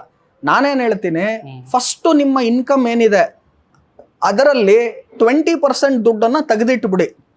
ಅಂದರೆ ನಿಮ್ಮ ಇನ್ಕಮ್ 50,000 ಇದ್ದರೆ ಮಿನಿಮಮ್ 20% ನಿಮ್ಮ ಇನ್ಕಮ್ ಏನಿದೆ ಅದನ್ನು ತೆಗೆದಿಟ್ಬಿಡಿ. 50,000ಕ್ಕೆ 20% ಅಂದರೆ 10,000. 10,000 ತೆಗೆದಿಟ್ಬಿಡಿ, ಮಿಕ್ಕಿದ ದುಡ್ಡನ್ನು ಖರ್ಚು ಮಾಡಿ. ಅಂದರೆ ನನಗೇನು ಸಂಬಳ ಬರ್ತಿದೆ ಅದರಲ್ಲಿ ಖರ್ಚೆಲ್ಲ ಮಾಡಿ ಮಿಕ್ಕಿದ ದುಡ್ಡನ್ನು ಉಳಿತಾಯ ಮಾಡ್ತೀನಿ ಅಲ್ಲ. ನಿಮಗೇನು ಸಂಬಳ ಬರ್ತಿದೆ ಫಸ್ಟು ಮಿನಿಮಮ್ 20% ಉಳಿತಾಯ ಮಾಡಿಬಿಡಿ, ಮಿಕ್ಕಿದ ದುಡ್ಡನ್ನು ಖರ್ಚು ಮಾಡಿ. ಸರ್ ಇಲ್ಲ ನನ್ನ ಇನ್ಕಮ್ 1 ಲಕ್ಷ ಇದೆ ಅಂತ ನೀವು ಹೇಳಿದ್ರೆ ಫಸ್ಟ್ 20% ದುಡ್ಡನ್ನು ತೆಗೆದಿಟ್ಬಿಡಿ. 1 ಲಕ್ಷಕ್ಕೆ 20% ಅಂದರೆ 20,000. ಅದನ್ನು ಹೂಡಿಕೆಗೆ ಅಂತ ತೆಗೆದಿಟ್ಬಿಡಿ, ಮಿಕ್ಕಿದ 80,000 ಖರ್ಚು ಮಾಡಿ. ಅಂದರೆ ನಿಮ್ಮ ಇನ್ಕಮ್ಮಲ್ಲಿ ಖರ್ಚೆಲ್ಲ ಮಾಡಾದ್ಮೇಲೆ ಮಿಕ್ಕಿದ ದುಡ್ಡನ್ನು ಇನ್ವೆಸ್ಟ್ ಮಾಡೋದಲ್ಲ, ನಿಮ್ಮ ಇನ್ಕಮ್ಮಲ್ಲಿ ಫಸ್ಟೇ ದುಡ್ಡನ್ನು ತೆಗೆದಿಟ್ಬಿಟ್ಟು ಅದನ್ನು ಇನ್ವೆಸ್ಟ್ಮೆಂಟ್ ಮಾಡಿ, ಮಿಕ್ಕಿದ ದುಡ್ಡಲ್ಲಿ ಖರ್ಚು ಮಾಡಿ ಅಂತ ಹೇಳ್ತೀನಿ. ಇದು ಒಂದು ಫಸ್ಟ್ ಸ್ಟೆಪ್. ಎರಡನೇದೇನು ಅಂದರೆ, ಇನ್ಕಮ್ ಜಾಸ್ತಿ ಆದಂಗೆಲ್ಲ ಖರ್ಚು ಅದೇ ಥರ ಜಾಸ್ತಿ ಆಗೋದಿಲ್ಲ. ಈಗ ಫಾರ್ ಎಕ್ಸಾಂಪಲ್ ನನ್ನ ಇನ್ಕಮ್ 10 ಲಕ್ಷ ತಿಂಗಳಿಗಿದ್ದರೆ ನನ್ನ ಖರ್ಚು 80% 8 ಲಕ್ಷ ಆಗೋದಿಲ್ಲ. ಸೊ ಆಫ್ಟರ್ ಅ ಲಿಮಿಟ್ ನಿಮ್ಮ ಇನ್ಕಮ್ ಜಾಸ್ತಿ ಆಗ್ತಾ ಇರುತ್ತೆ, ಖರ್ಚು ಅಷ್ಟೇ ಇರುತ್ತೆ. ನನಗೆ ಇನ್ಕಮ್ ಜಾಸ್ತಿ ಆಯಿತು ಅಂತ ರಾತ್ರಿ 2 ಚಪಾತಿ ತಿನ್ನೋನು 10 ಚಪಾತಿ ತಿನ್ನೋದಿಲ್ಲ, ತಿನ್ನೋದು 2 ಚಪಾತಿ. ಸೊ ಇನ್ಕಮ್ ಒಂದು ಲೆವೆಲ್ ಮೇಲೆ ಹೋದಾಗ ಖರ್ಚು ಅಷ್ಟೇ ಇರುತ್ತೆ, ನಿಮ್ಮ ಸೇವಿಂಗ್ಸ್ ಜಾಸ್ತಿ ಆಗುತ್ತೆ. ಅದನ್ನು ಒಳ್ಳೆ ಕಡೆ ಹೂಡಿಕೆ ಮಾಡಿದಾಗ ಮನಿ ಆಟೋಮೆಟಿಕ್ಕಾಗಿ ಜಾಸ್ತಿ ಆಗುತ್ತೆ. ಅದಕ್ಕೆ ನಾವು ಹೇಳೋದು ಫಸ್ಟ್ 1 crore ಮಾಡೋದು ಕಷ್ಟ, ಅದಾದಮೇಲೆ ಮಲ್ಟಿಪ್ಲಿಕೇಶನ್ ಆಗೇ ಆಗುತ್ತೆ. ಸೊ ನೀವು ವಾರನ್ ಬಫೆಟ್ ಅವರು 55 ವರ್ಷ ಅವರ ಇಡೀ ಲೈಫಲ್ಲಿ ಬರೀ 5% ಆಫ್ ಟೋಟಲ್ ಇನ್ಕಮ್ ಇವತ್ತೇನು ಮಾಡಿದ್ದಾರೆ, ಅಥವಾ ಅವ್ರ ಟೋಟಲ್ ವೆಲ್ತ್ ಏನಿದೆ, ಆಸ್ತಿ ಏನಿದೆ, ಅದರ ಬರೀ 5% ವಾರನ್ ಬಫೆಟ್ ಅವರು ಫಸ್ಟ್ 55 ವರ್ಷದಲ್ಲಿ ಮಾಡಿದ್ರು. 55 ವರ್ಷದಿಂದ 95 ವರ್ಷದವರೆಗೂ ಏನಿದೆ ಅದರಲ್ಲಿ he made 95% of his wealth. So ದುಡ್ಡು ಮಾಡೋದಕ್ಕೆ ಟೈಮ್ ಬೇಕಾಗತ್ತೆ. ನಾನು ದಿಢೀರನ್ ಶ್ರೀಮಂತನಾಗ್ಬಿಡ್ಬೇಕು ಸರ್ ಅಂದರೆ ಇವರೆಲ್ಲ ದಿಢೀರಂತ ಬಡವರಾಗ್ಬಿಡ್ತಾರೆ. ಸೊ ಫಸ್ಟ್ ಕ್ವಾಲಿಟಿ ದುಡ್ಡು ಮಾಡೋದಕ್ಕೆ ನಿಮ್ಮಲ್ಲಿ ತಾಳ್ಮೆ ಇರಬೇಕು, ಪೇಷನ್ಸ್ ಇರಬೇಕು. ಹಂತವಾಗ್ಲೇ ದುಡ್ಡು ಮಾಡೋದಕ್ಕಾಗೋದು. ದಿಢೀರನ್ ಸ್ಪೀಡಾಗಿ ಯಾರು ದುಡ್ಡು ಮಾಡ್ತಾರೆ ಅವ್ರು ದಿಢೀರಂತ ಕೆಳಗಡೆ ಬರ್ತಾರೆ. ಆಮೇಲೆ ಈ ರೂಲ್ಸ್ಗಳನ್ನು ಫಾಲೋ ಮಾಡಿದ್ರೆ ಖಂಡಿತವಾಗ್ಲೂ it's a matter of time ಶ್ರೀಮಂತರಾಗೇ ಆಗ್ತಾರೆ. ಸರ್, ಈಗ ಸೇವಿಂಗ್ಸ್ ಬಗ್ಗೆ ಮಾತಾಡಿದ್ವಿ. ಈಗ ಸೇವಿಂಗ್ಸ್ ಆದಮೇಲೆ ಇನ್ವೆಸ್ಟ್ಮೆಂಟ್ ಮಾಡಬೇಕು ಅಂದರೆ ಯಾವುದು ಸರ್ ಬೆಸ್ಟ್ ವೇವ್ಸ್ ಯಾವ್ದು ದಾರಿ? ನೋಡಿ, ನಾರ್ಮಲಿ ಇನ್ವೆಸ್ಟ್ಮೆಂಟ್ ಮಾಡೋದು ಏನಾಗುತ್ತೆ ಅಂದರೆ ನಿಮಗೆ ಯಾವ ಹೂಡಿಕೆ ಮೇಲೆ ನಾಲೆಡ್ಜ್ ಇದೆ ಅನ್ನೋದು ಇಂಪಾರ್ಟೆಂಟು. ಈಗ ನೀವು ದುಡ್ಡು ನನಗೆ ಕೊಟ್ಟರೆ ನನಗೆ ಶೇರ್ ಮಾರ್ಕೆಟ್ ನಾಲೆಡ್ಜ್ ಇದೆ, ನಾನು ಶೇರ್ಸಲ್ಲಿ ಇನ್ವೆಸ್ಟ್ಮೆಂಟ್ ಮಾಡ್ತೀನಿ. ಅದೇ ನನ್ನ ಸ್ನೇಹಿತರೊಬ್ರು ಇದ್ದಾರೆ, ನೀವು ಅವ್ರಿಗೆ ಏನೇ ದುಡ್ಡು ಕೊಡಿ ಅವ್ರು ಎಲ್ಲ ಹೋಗ್ಬಿಟ್ಟು ಬರೀ ಲ್ಯಾಂಡ್ ಮೇಲೆ ಹಾಕ್ತಾರೆ, ರಿಯಲ್ ಎಸ್ಟೇಟ್ ಮೇಲೆ ಹಾಕ್ತಾರೆ. ಯಾಕಂದ್ರೆ ಅವ್ರಿಗೆ ಅದ್ರ ನಾಲೆಡ್ಜ್ ಇದೆ, ನನಗೆ ರಿಯಲ್ ಎಸ್ಟೇಟ್ ನಾಲೆಡ್ಜ್ ಇಲ್ಲ, ನಾನು ಲ್ಯಾಂಡ್ ಮೇಲೆ ದುಡ್ಡು ಹಾಕಲ್ಲ. ನಮ್ಮ ಸ್ನೇಹಿತರು ನೀವು ಏನೇ ದುಡ್ಡು ಕೊಟ್ಟರು ರಿಯಲ್ ಎಸ್ಟೇಟ್ಗೆ ಹಾಕ್ತಾರೆ, ನನಗೇನೇ ದುಡ್ಡು ಕೊಟ್ಟರು ನಾನು ಸ್ಟಾಕ್ಸ್ಗೆ ಹಾಕ್ತೀನಿ. ನಮ್ಮ ಅಮ್ಮನಿಗೆ ಏನೇ ದುಡ್ಡು ಕೊಡಿ ನೀವು ಅವರೆಲ್ಲ ಬ್ಯಾಂಕ್ ಡೆಪಾಸಿಟ್ಗೆ ಹಾಕ್ತಾರೆ, ಇಲ್ಲ ಚೀಟಿಗೆ ಹಾಕ್ತಾರೆ. ಇನ್ನೊಬ್ರು ನನ್ನ ಹೆಂಡ್ತಿಗೆ ನೀವೇನೇ ದುಡ್ಡು ಕೊಡಿ ಅವಳೆಲ್ಲ ಗೋಲ್ಡ್ ಮೇಲೆ ಹಾಕ್ತಾಳೆ. ಯಾಕಂದ್ರೆ ಅವ್ರಿಗೆ ಗೊತ್ತಿರೋದು ಶೇರ್ ಮಾರ್ಕೆಟ್ ಬೇಡಪ್ಪ ಅಂತಾರೆ. ಅದೇ ನನ್ನ ಫ್ರೆಂಡ್ಗೆ ನೀವು ಕೇಳಿ ರಿಯಲ್ ಎಸ್ಟೇಟ್ ಬೇಡಪ್ಪ ಅಂತ, ಅದನ್ನ ನೀವು ನನ್ನನ್ನು ಕೇಳಿ ಗೋಲ್ಡ್ ಬೇಡಪ್ಪ ಅಂತ ನಾನು ಹೇಳ್ತೀನಿ. ಯಾಕೆ ಅಂದ್ರೆ ನನಗೆ ಸ್ಟಾಕ್ ಮಾರ್ಕೆಟ್ ಬರುತ್ತೆ, ನನ್ನ ಹೆಂಡ್ತಿಗೆ ಗೋಲ್ಡ್, ನಮ್ಮ ತಾಯಿಗೆ ಚೀಟಿ ಬ್ಯಾಂಕ್ ಡೆಪಾಸಿಟ್, ಅದೇ ನನ್ನ ಫ್ರೆಂಡ್ಗೆ ರಿಯಲ್ ಎಸ್ಟೇಟು, ನನಗೆ ಸ್ಟಾಕ್ ಮಾರ್ಕೆಟು. ನಿಮ್ಗೇನು ಬರುತ್ತೆ ಅದ್ರ ಮೇಲೆ ಜಾಸ್ತಿ ಒಲವು ಜನರು ನಾರ್ಮಲಿ ಕೊಡ್ತಾರೆ. ಆದರೆ ನನ್ನ ಸೀಕ್ರೆಟ್ ಮತ್ತೆ ನಾನು ಎಲ್ಲರಿಗೂ ಏನು ಹೇಳ್ತೀನಿ ಅಂದರೆ, ಎಲ್ಲ ದುಡ್ಡನ್ನು ಒಂದು ಕಡೆ ಯಾವತ್ತೂ ಹಾಕಬೇಡಿ. ಈಗ ಫಾರ್ ಎಕ್ಸಾಂಪಲ್ ನನ್ನ ಹತ್ರ 100 ರೂಪಾಯಿ ಇದೆ, 100 ರೂಪಾಯಿನೂ ಶೇರ್ ಮಾರ್ಕೆಟ್ಗೆ ಹಾಕೋದು ರಿಸ್ಕು. ಅಥವಾ ನಿಮ್ಮ ಹತ್ರ 100 ರೂಪಾಯಿ ಇದೆ, 100 ರೂಪಾಯಿ ನಾನು ಬರೀ ಗೋಲ್ಡ್ ಮೇಲೆ ಹಾಕ್ತೀನಿ, ರಿಸ್ಕು. 100 ರೂಪಾಯಿ ಇದೆ, 100 ರೂಪಾಯಿ ಚೀಟಿ ಹಾಕ್ತೀನಿ, ರಿಸ್ಕು. ನನ್ನ ಹತ್ರ 100 ರೂಪಾಯಿ ಇದೆ, 100 ರೂಪಾಯಿನೂ ರಿಯಲ್ ಎಸ್ಟೇಟಲ್ಲೇ ಹಾಕಿರ್ತೀನಿ, ರಿಸ್ಕು. ನೀವೇನು ಮಾಡಬೇಕು, ನಿಮ್ಮ ಹತ್ರ 100 ರೂಪಾಯಿ ಇದೆಯಾ, ಒಂದು 40 ರೂಪಾಯಿ 50 ರೂಪಾಯಿ ರಿಯಲ್ ಎಸ್ಟೇಟ್ಗೆ ಹಾಕಿ, ಒಂದು 20 ರೂಪಾಯಿ ಶೇರ್ಸ್ಗೆ ಹಾಕಿ, ಒಂದು 20 ರೂಪಾಯಿ ಬ್ಯಾಂಕ್ ಡೆಪಾಸಿಟ್ಗೆ ಹಾಕಿ, ಒಂದು 5 ರೂಪಾಯಿ ಚೀಟಿ ಹಾಕಿ. ಸೊ ಎಲ್ಲದಕ್ಕೂ ವಿಂಗಡಣೆ ಮಾಡಿ ಹಾಕಿ. ಒಂದು 5 ರೂಪಾಯಿ ಗೋಲ್ಡ್ಗೆ ಹಾಕಿ. ಸಾಲ ಮಾಡಿಬಿಟ್ಟು ನಾನು ಚಿನ್ನ ತೊಗೊಳ್ತೀನಿ, ಅದು ಮಾಡಬಾರ್ದು. ನೀವು ಒಂದು ನಿಮ್ಮ 100 ರೂಪಾಯಲ್ಲಿ ಒಂದು 10 ರೂಪಾಯಿ ಗೋಲ್ಡ್ಗೆ ಹಾಕಿ, 20 ರೂಪಾಯಿ ಗೋಲ್ಡ್ಗೆ ಹಾಕಿ. ಎಲ್ಲ ದುಡ್ಡನ್ನು ಗೋಲ್ಡ್ಗೆ ಹಾಕ್ತೀನಿ, ಎಲ್ಲ ದುಡ್ಡನ್ನು ಶೇರ್ಸ್ಗೆ ಹಾಕ್ತೀನಿ, ಈ ಥರ ಮಾಡಬೇಡಿ. ಸರ್ ನಾವು ಆಲ್ರೆಡಿ ಮಾಡಿಬಿಟ್ಟಿದ್ದೀವಿ, ಏನು ಮಾಡಬೇಕು ಅಂದರೆ, ಈಗ ನಾನು ಆಲ್ರೆಡಿ ನನ್ನ ಹತ್ರ ಇರೋ 100 ರೂಪಾಯಿಯನ್ನು ಇಡೀ 100 ರೂಪಾಯಿ ಶೇರ್ಸ್ಗೆ ಹಾಕ್ಬಿಟ್ಟಿದ್ದೆ. ಈಗೇನು ಮಾಡ್ತೀನಿ, ಅದರಲ್ಲಿ ಒಂದು 20 ರೂಪಾಯಿ ತೆಗೆದುಬಿಟ್ಟು ರಿಯಲ್ ಎಸ್ಟೇಟ್ಗೆ ಹಾಕ್ತೀನಿ, ಅಥವಾ ಅದರಲ್ಲಿ ಇನ್ನೊಂದು 10 ರೂಪಾಯಿ ತೆಗೆದುಬಿಟ್ಟು ಗೋಲ್ಡ್ಗೆ ಹಾಕ್ತೀನಿ. ನೀವೆಲ್ಲ ದುಡ್ಡು ರಿಯಲ್ ಎಸ್ಟೇಟ್ಗೆ ಹಾಕಿದ್ದೀರಾ ಅಂದರೆ ಅದರಲ್ಲಿ ಒಂದು 10 ರೂಪಾಯಿ ತೆಗೆದುಬಿಟ್ಟು ಇವಾಗ ಶೇರ್ಸ್ಗೆ ಹಾಕಿ, ಇನ್ನೊಂದು 10 ರೂಪಾಯಿ ತೆಗೆದುಬಿಟ್ಟು ಚಿನ್ನ ಬೆಳ್ಳಿಲಿ ಹಾಕಿ. ಇಲ್ಲ ಸರ್ ನಾನು ಎಲ್ಲ ದುಡ್ಡು ಚಿನ್ನ ಬೆಳ್ಳಿಲಿ ಹಾಕ್ಬಿಟ್ಟಿದ್ದೀನಿ, ಅದರಲ್ಲಿ ಒಂದು 10-20 ರೂಪಾಯಿ ತೆಗೆದುಬಿಟ್ಟು ಶೇರ್ಸ್ಗೆ ಹಾಕಿ. ಸೊ ಈ ಥರ ವಿಂಗಡಣೆ ಮಾಡಿ ಹೂಡಿಕೆ ಮಾಡುವಾಗ ಓವರ್ ಆಲ್ ನಿಮ್ಮ ಪೋರ್ಟ್ಫೋಲಿಯೋ ರಿಟರ್ನ್ ಏನು ಬರುತ್ತೆ ಅದು ಜಾಸ್ತಿ ಆಗುತ್ತೆ, ರಿಸ್ಕ್ ಕಡಿಮೆ ಆಗುತ್ತೆ. So over A period of time diversification ಅಥವಾ ಈ ಥರ ವಿಂಗಡಣೆ ಮಾಡೋದು ಒಳ್ಳೆಯದು. ಈಗೇನಾಯಿತು, ಲಾಸ್ಟ್ 2 ವರ್ಷ ಶೇರ್ ಮಾರ್ಕೆಟಲ್ಲಿ ಏನು ರಿಟರ್ನೇ ಬರಲಿಲ್ಲ. ಬೇಡ ಬಿಡಿ, ನಾನು ಎಲ್ಲೋ ಅಲ್ಲಿ ರಿಯಲ್ ಎಸ್ಟೇಟ್ಗೆ ಒಂಚೂರು ದುಡ್ಡು ಹಾಕಿದ್ದೆ, ಗೋಲ್ಡ್ಗೆ ಒಂಚೂರು ದುಡ್ಡು ಹಾಕಿದ್ದೆ, ಅದೆಲ್ಲ ಮೇಲೋಯ್ತು. ಅದೇ ನೆಕ್ಸ್ಟ್ 2 ವರ್ಷ ಗೋಲ್ಡ್ ಸಿಲ್ವರ್ ಏನು ರಿಟರ್ನೇ ಬರಲಿಲ್ಲ. ಬೇಡ ಬಿಡಿ, ನನಗೆ ಶೇರ್ಸಲ್ಲಿ ದುಡ್ಡು ಹಾಕಿದ್ದೆ, ಬೇರೆ ಎಲ್ಲೋ ರಿಯಲ್ ಎಸ್ಟೇಟಲ್ಲಿ ದುಡ್ಡು ಹಾಕಿದ್ದೆ, ಅದು ಮೇಲೋಯ್ತು. ಇಲ್ಲ ಸರ್ ರಿಯಲ್ ಎಸ್ಟೇಟಲ್ಲಿ ನೆಕ್ಸ್ಟ್ 2 ವರ್ಷ ದುಡ್ಡು ಬರಲಿಲ್ಲ. ಬೇಡ ಬಿಡಿ, ಬೇರೆ ಇನ್ನೊಂದು ಕಡೆಯಿಂದ ದುಡ್ಡು ಬರುತ್ತೆ. ಸೊ ನಿಮ್ಮ ಆಸ್ತಿ ಜಾಸ್ತಿ ಆದಂಗೆಲ್ಲ ವಿಂಗಡಣೆ ಮಾಡೋದು ಒಳ್ಳೆಯದು. ಸ್ಟಾರ್ಟಿಂಗ್ ನನ್ನ ಹತ್ರ ಇದ್ದಿದ್ದೆ 1 ಲಕ್ಷ, ಇಡೀ 1 ಲಕ್ಷ ನಾನು ಶೇರ್ಸ್ಗೆ ಹಾಕಿದ್ದೆ, ಅದು ಓಕೆ. ಬಟ್ 1 ಲಕ್ಷ 5 ಲಕ್ಷ ಆಯಿತು, 5 ಲಕ್ಷ 10 ಲಕ್ಷ ಆಯಿತು, 10 ಲಕ್ಷ 1 ಕೋಟಿ ಆಯಿತು. ನಿಮ್ಮ ಇನ್ವೆಸ್ಟ್ಮೆಂಟ್ ಗ್ರೋ ಆದಂಗೆಲ್ಲ ಡೈವರ್ಸಿಫಿಕೇಶನ್ ಮಾಡೋದು, ಬೇರೆ ಬೇರೆ ಆಸ್ತಿಗಳಲ್ಲಿ ಇನ್ವೆಸ್ಟ್ಮೆಂಟ್ ಮಾಡೋದು ತುಂಬ ಒಳ್ಳೆಯದು. ಸರ್, ಈಗ ನಮ್ಮ ವೀಕ್ಷಕರಲ್ಲಿ ಕೆಲವರೆಲ್ಲ ಈ EMIಗಳಿಗೆ ಹೋಗೋದು ತಪ್ಪು ಅಂತ ನೀವು ಹೇಳ್ತಾ ಇದ್ದೀರಾ. ಈಗ ಪರ್ಸ್ನಲ್ ಲೋನ್ ಅಂತಿರುತ್ತೆ ಸರ್, ಕಡಿಮೆ ಇಂಟ್ರೆಸ್ಟ್ ರೇಟಲ್ಲಿ ಕೊಡ್ತೀವಿ ಅಂತ ಆಫರ್ಗಳು ಮಾಡ್ತಾರೆ ಹಿಂಗೆ ಅಂತ. ಆಮೇಲೆ ಟಾಪ್ ಅಪ್ ಲೋನ್ಗಳು ಕೊಡ್ತೀವಿ ಅಂತ. ಈ ಪರ್ಸ್ನಲ್ ಲೋನ್ಗಳನ್ನ ತಗೊಳ್ಳೋದೇ ತಪ್ಪಾ ಹೇಗೆ ಸರ್? ಪರ್ಸ್ನಲ್ ಲೋನ್ ಬಗ್ಗೆ ಪರ್ಸ್ನಲ್ ಲೋನ್ ಬಗ್ಗೆ ಕೃಷ್ಣ ಅವರೇ ನಾನು ಮಾತಾಡಬೇಕು ಅಂದರೆ, ಇಂಟ್ರೆಸ್ಟ್ ರೇಟ್ಗಳನ್ನು ನೋಡಿ. ಈ ಪರ್ಸ್ನಲ್ ಲೋನ್ಗಳಿಗೆ ಎಲ್ಲೂ ಕೂಡ ನಿಮಗೆ ತಿಂಗಳಿಗೆ 2.5-3%ಕ್ಕೂ ಕಡಿಮೆ ಕೊಡಲ್ಲ. ಕೆಲವರು 4-5% ಕಟ್ತಿರ್ತಾರೆ ತಿಂಗಳಿಗೆ. ವರ್ಷಕ್ಕೆ ನಾನೇನ ಲೆಕ್ಕ ಹಾಕಿದ್ರೆ 24% ಹಿಡಿದು 48%ವರೆಗೂ ಕೂಡ ಇಂಟ್ರೆಸ್ಟ್ ರೇಟು ವರ್ಷಕ್ಕಿರುತ್ತೆ. 24% 48% ಪರ್ಸ್ನಲ್ ಲೋನು, ಕ್ರೆಡಿಟ್ ಕಾರ್ಡು ಇಲ್ಲೆಲ್ಲ ಕೊಡ್ತಾರೆ. ನೀವು ಇಷ್ಟೊಂದು ಬಡ್ಡಿ ಕಟ್ಟಿದ್ರೆ ಆ ದುಡ್ಡನ್ನೇನು ತೊಗೊಳ್ತಿದ್ದೀರಾ ಅದನ್ನು ಬೇರೆ ಎಲ್ಲೋ ಹೂಡಿಕೆ ಮಾಡ್ತೀರಾ. ಆ ಬೇರೆ ಎಲ್ಲೋ ಹೂಡಿಕೆ ಮಾಡಿದಾಗ ನಿಮಗೆ 70% ರಿಟರ್ನ್ ಬರಬೇಕು ವರ್ಷಕ್ಕೆ. ಅವಾಗ ನಾನು 48% 40% ಇವ್ರಿಗೆ ಬಡ್ಡಿ ಕಟ್ಟಿ, ನಾನು ಬಿಸ್ನೆಸ್ ಮಾಡಿ, ಸಂಬಳ ಕೊಟ್ಟು, ಬಾಡಿಗೆ ಕಟ್ಟಿ, ಬಿಸ್ನೆಸ್ ನಡೆಸಿ, ಬಡ್ಡಿ ಕಟ್ಟಿ, ಇನ್ನು ಮಿಕ್ಕಬೇಕು ದುಡ್ಡು. ನಿಮಗೆ ಎಲ್ಲಿಂದ ಮಿಗುತ್ತೆ? ಈಗಿರೋ ಕಾಂಪಿಟೇಷನ್ಗೆ, ಈಗಿರೋ ಬಿಸ್ನೆಸ್ ಇದಕ್ಕೆ ಕಾಂಪಿಟೇಷನ್ಗೆ ನೀವು ಇಷ್ಟೆಲ್ಲ ದುಡ್ಡು ಮಾಡೋದಕ್ಕೆ ಸಾಧ್ಯ ಇದೆಯಾ ಅಂತ ಕೇಳ್ತೀನಿ. ನನ್ನ ಪ್ರಕಾರ ಪರ್ಸ್ನಲ್ ಲೋನು, ಅದು ಅದರಲ್ಲಿ ಬಡ್ಡಿ ದರಗಳು 24% 48% ಪರ್ ಆ್ಯನಮ್ಮು, ತಿಂಗಳಿಗೆ 2 to 3 4 5% ಮಂತ್ಲಿ ಕಟ್ಕೊಂಡು ನೀವು ಅದರಲ್ಲಿ ಟಾಪ್ ಅಪ್ ಲೋನ್ ತೊಗೊಂಡು ಅಂದರೆ ಅದು ನಿಮ್ಮ ಟಾಪ್. ಅಂದರೆ ಅದರ ಮೇಲ್ಗಡೆ ನೀವು ಖಂಡಿತವಾಗ್ಲೂ ದುಡ್ಡು ಮಾಡೋದಕ್ಕಾಗಲ್ಲ. ಸೊ ವೈಯಕ್ತಿಕವಾಗಿ ನಾನು ಈ ಪರ್ಸ್ನಲ್ ಲೋನು, ಕ್ರೆಡಿಟ್ ಕಾರ್ಡ್ಸು, ಈಗಲೂ ಕೂಡ ರುದ್ರಮೂರ್ತಿ ಹತ್ರ ಒಂದೇ ಒಂದು ಕ್ರೆಡಿಟ್ ಕಾರ್ಡು ಇಲ್ಲ. ಕ್ರೆಡಿಟ್ ಕಾರ್ಡೇ ಬಳಸಲ್ಲ. ನಾನು ಕ್ರೆಡಿಟ್ ಕಾರ್ಡೇ ಬಳಸಲ್ಲ. ಮೊನ್ನೆ ಯಾವಾಗಲೂ ಯಾವುದೋ ಒಂದು ನನ್ನ ಪ್ರಾಡಕ್ಟನ್ನು ಪರ್ಚೇಸ್ ಮಾಡಬೇಕಿತ್ತು, ನಿಮಗೆ ಡೆಬಿಟ್ ಕಾರ್ಡು ಅಲೋಡ್ ಇಲ್ಲ, ಏನೂ ಅಲೋಡ್ ಇಲ್ಲ, ಕ್ರೆಡಿಟ್ ಕಾರ್ಡಲ್ಲೇ ಟ್ರಾನ್ಸ್ಫರ್ ಮಾಡಬೇಕು ಅಂದರು. ನಾನು ನನ್ನ ಎಂಪ್ಲಾಯಿ ಒಬ್ಬರಿಗೆ ದುಡ್ಡನ್ನು ನಾನು ಟ್ರಾನ್ಸ್ಫರ್ ಮಾಡಿ ಅವ್ರ ಕ್ರೆಡಿಟ್ ಕಾರ್ಡ್ ಮುಖಾಂತರ ಪೇಮೆಂಟ್ ಮಾಡಿದೆ. ನಿಮ್ಮ ಹತ್ರ ಕ್ರೆಡಿಟ್ ಕಾರ್ಡ್ ಇದ್ರಲ್ವ ನೀವು ಉಜ್ಜೋದು, ಕಾರ್ಡೇ ಇಲ್ಲ ಅಂದರೆ ಎಲ್ಲಿ ಉಜ್ತೀರಾ? ಡೆಬಿಟ್ ಕಾರ್ಡನ್ನು ಇಡ್ಕೋಬಹುದು, ಅದು ನಿಮ್ಮ ಬ್ಯಾಂಕು, ನಿಮ್ಮ ಬ್ಯಾಲೆನ್ಸು, ಅದನ್ನು ಉಜ್ತೀರಾ. ಕ್ರೆಡಿಟ್ ಕಾರ್ಡ್ ಅಂದ್ರೇನು, ಯಾರೋ ಬೇರೆಯವರು ಈ 3% 4% 5% ಬಡ್ಡಿ ಕೊಡ್ತಿದ್ದಾರೆ, ಕಾರ್ಡ್ ಇದ್ರಲ್ವ ಉಜ್ಜೋದು, ಕಾರ್ಡೇ ಇಲ್ಲ ಅಂದ್ರೆ ಎಲ್ಲಿಂದ ಉಜ್ತೀರಾ? ಸೊ ನನ್ನ ಪ್ರಕಾರ ಈ ಕ್ರೆಡಿಟ್ ಕಾರ್ಡು, ಪರ್ಸನಲ್ ಲೋನು ಇಷ್ಟೊಂದು ಇಂಟ್ರೆಸ್ಟ್ ರೇಟ್ಗಳಲ್ಲಿ ತಗೊಂಡು ಆ ಸಾಲದ ಸುಳಿಯಲ್ಲಿ ಸಿಕ್ಕಾಕೋಬೇಡಿ. ಇದು ಉಪಯೋಗಿಸದೇ ಇರೋದು ಒಳ್ಳೇದು. ನಾನೇನು ಮಾಡ್ತೀನಿ ಅಂತ ಹೇಳಿದ್ದೀನಿ ಆಲ್ರೆಡಿ. ಇನ್ಫ್ಯಾಕ್ಟ್ ನನ್ನ ಹತ್ರ ಕ್ರೆಡಿಟ್ ಕಾರ್ಡ್ ಇಲ್ಲ, ಡೆಬಿಟ್ ಕಾರ್ಡ್ ಇದೆ.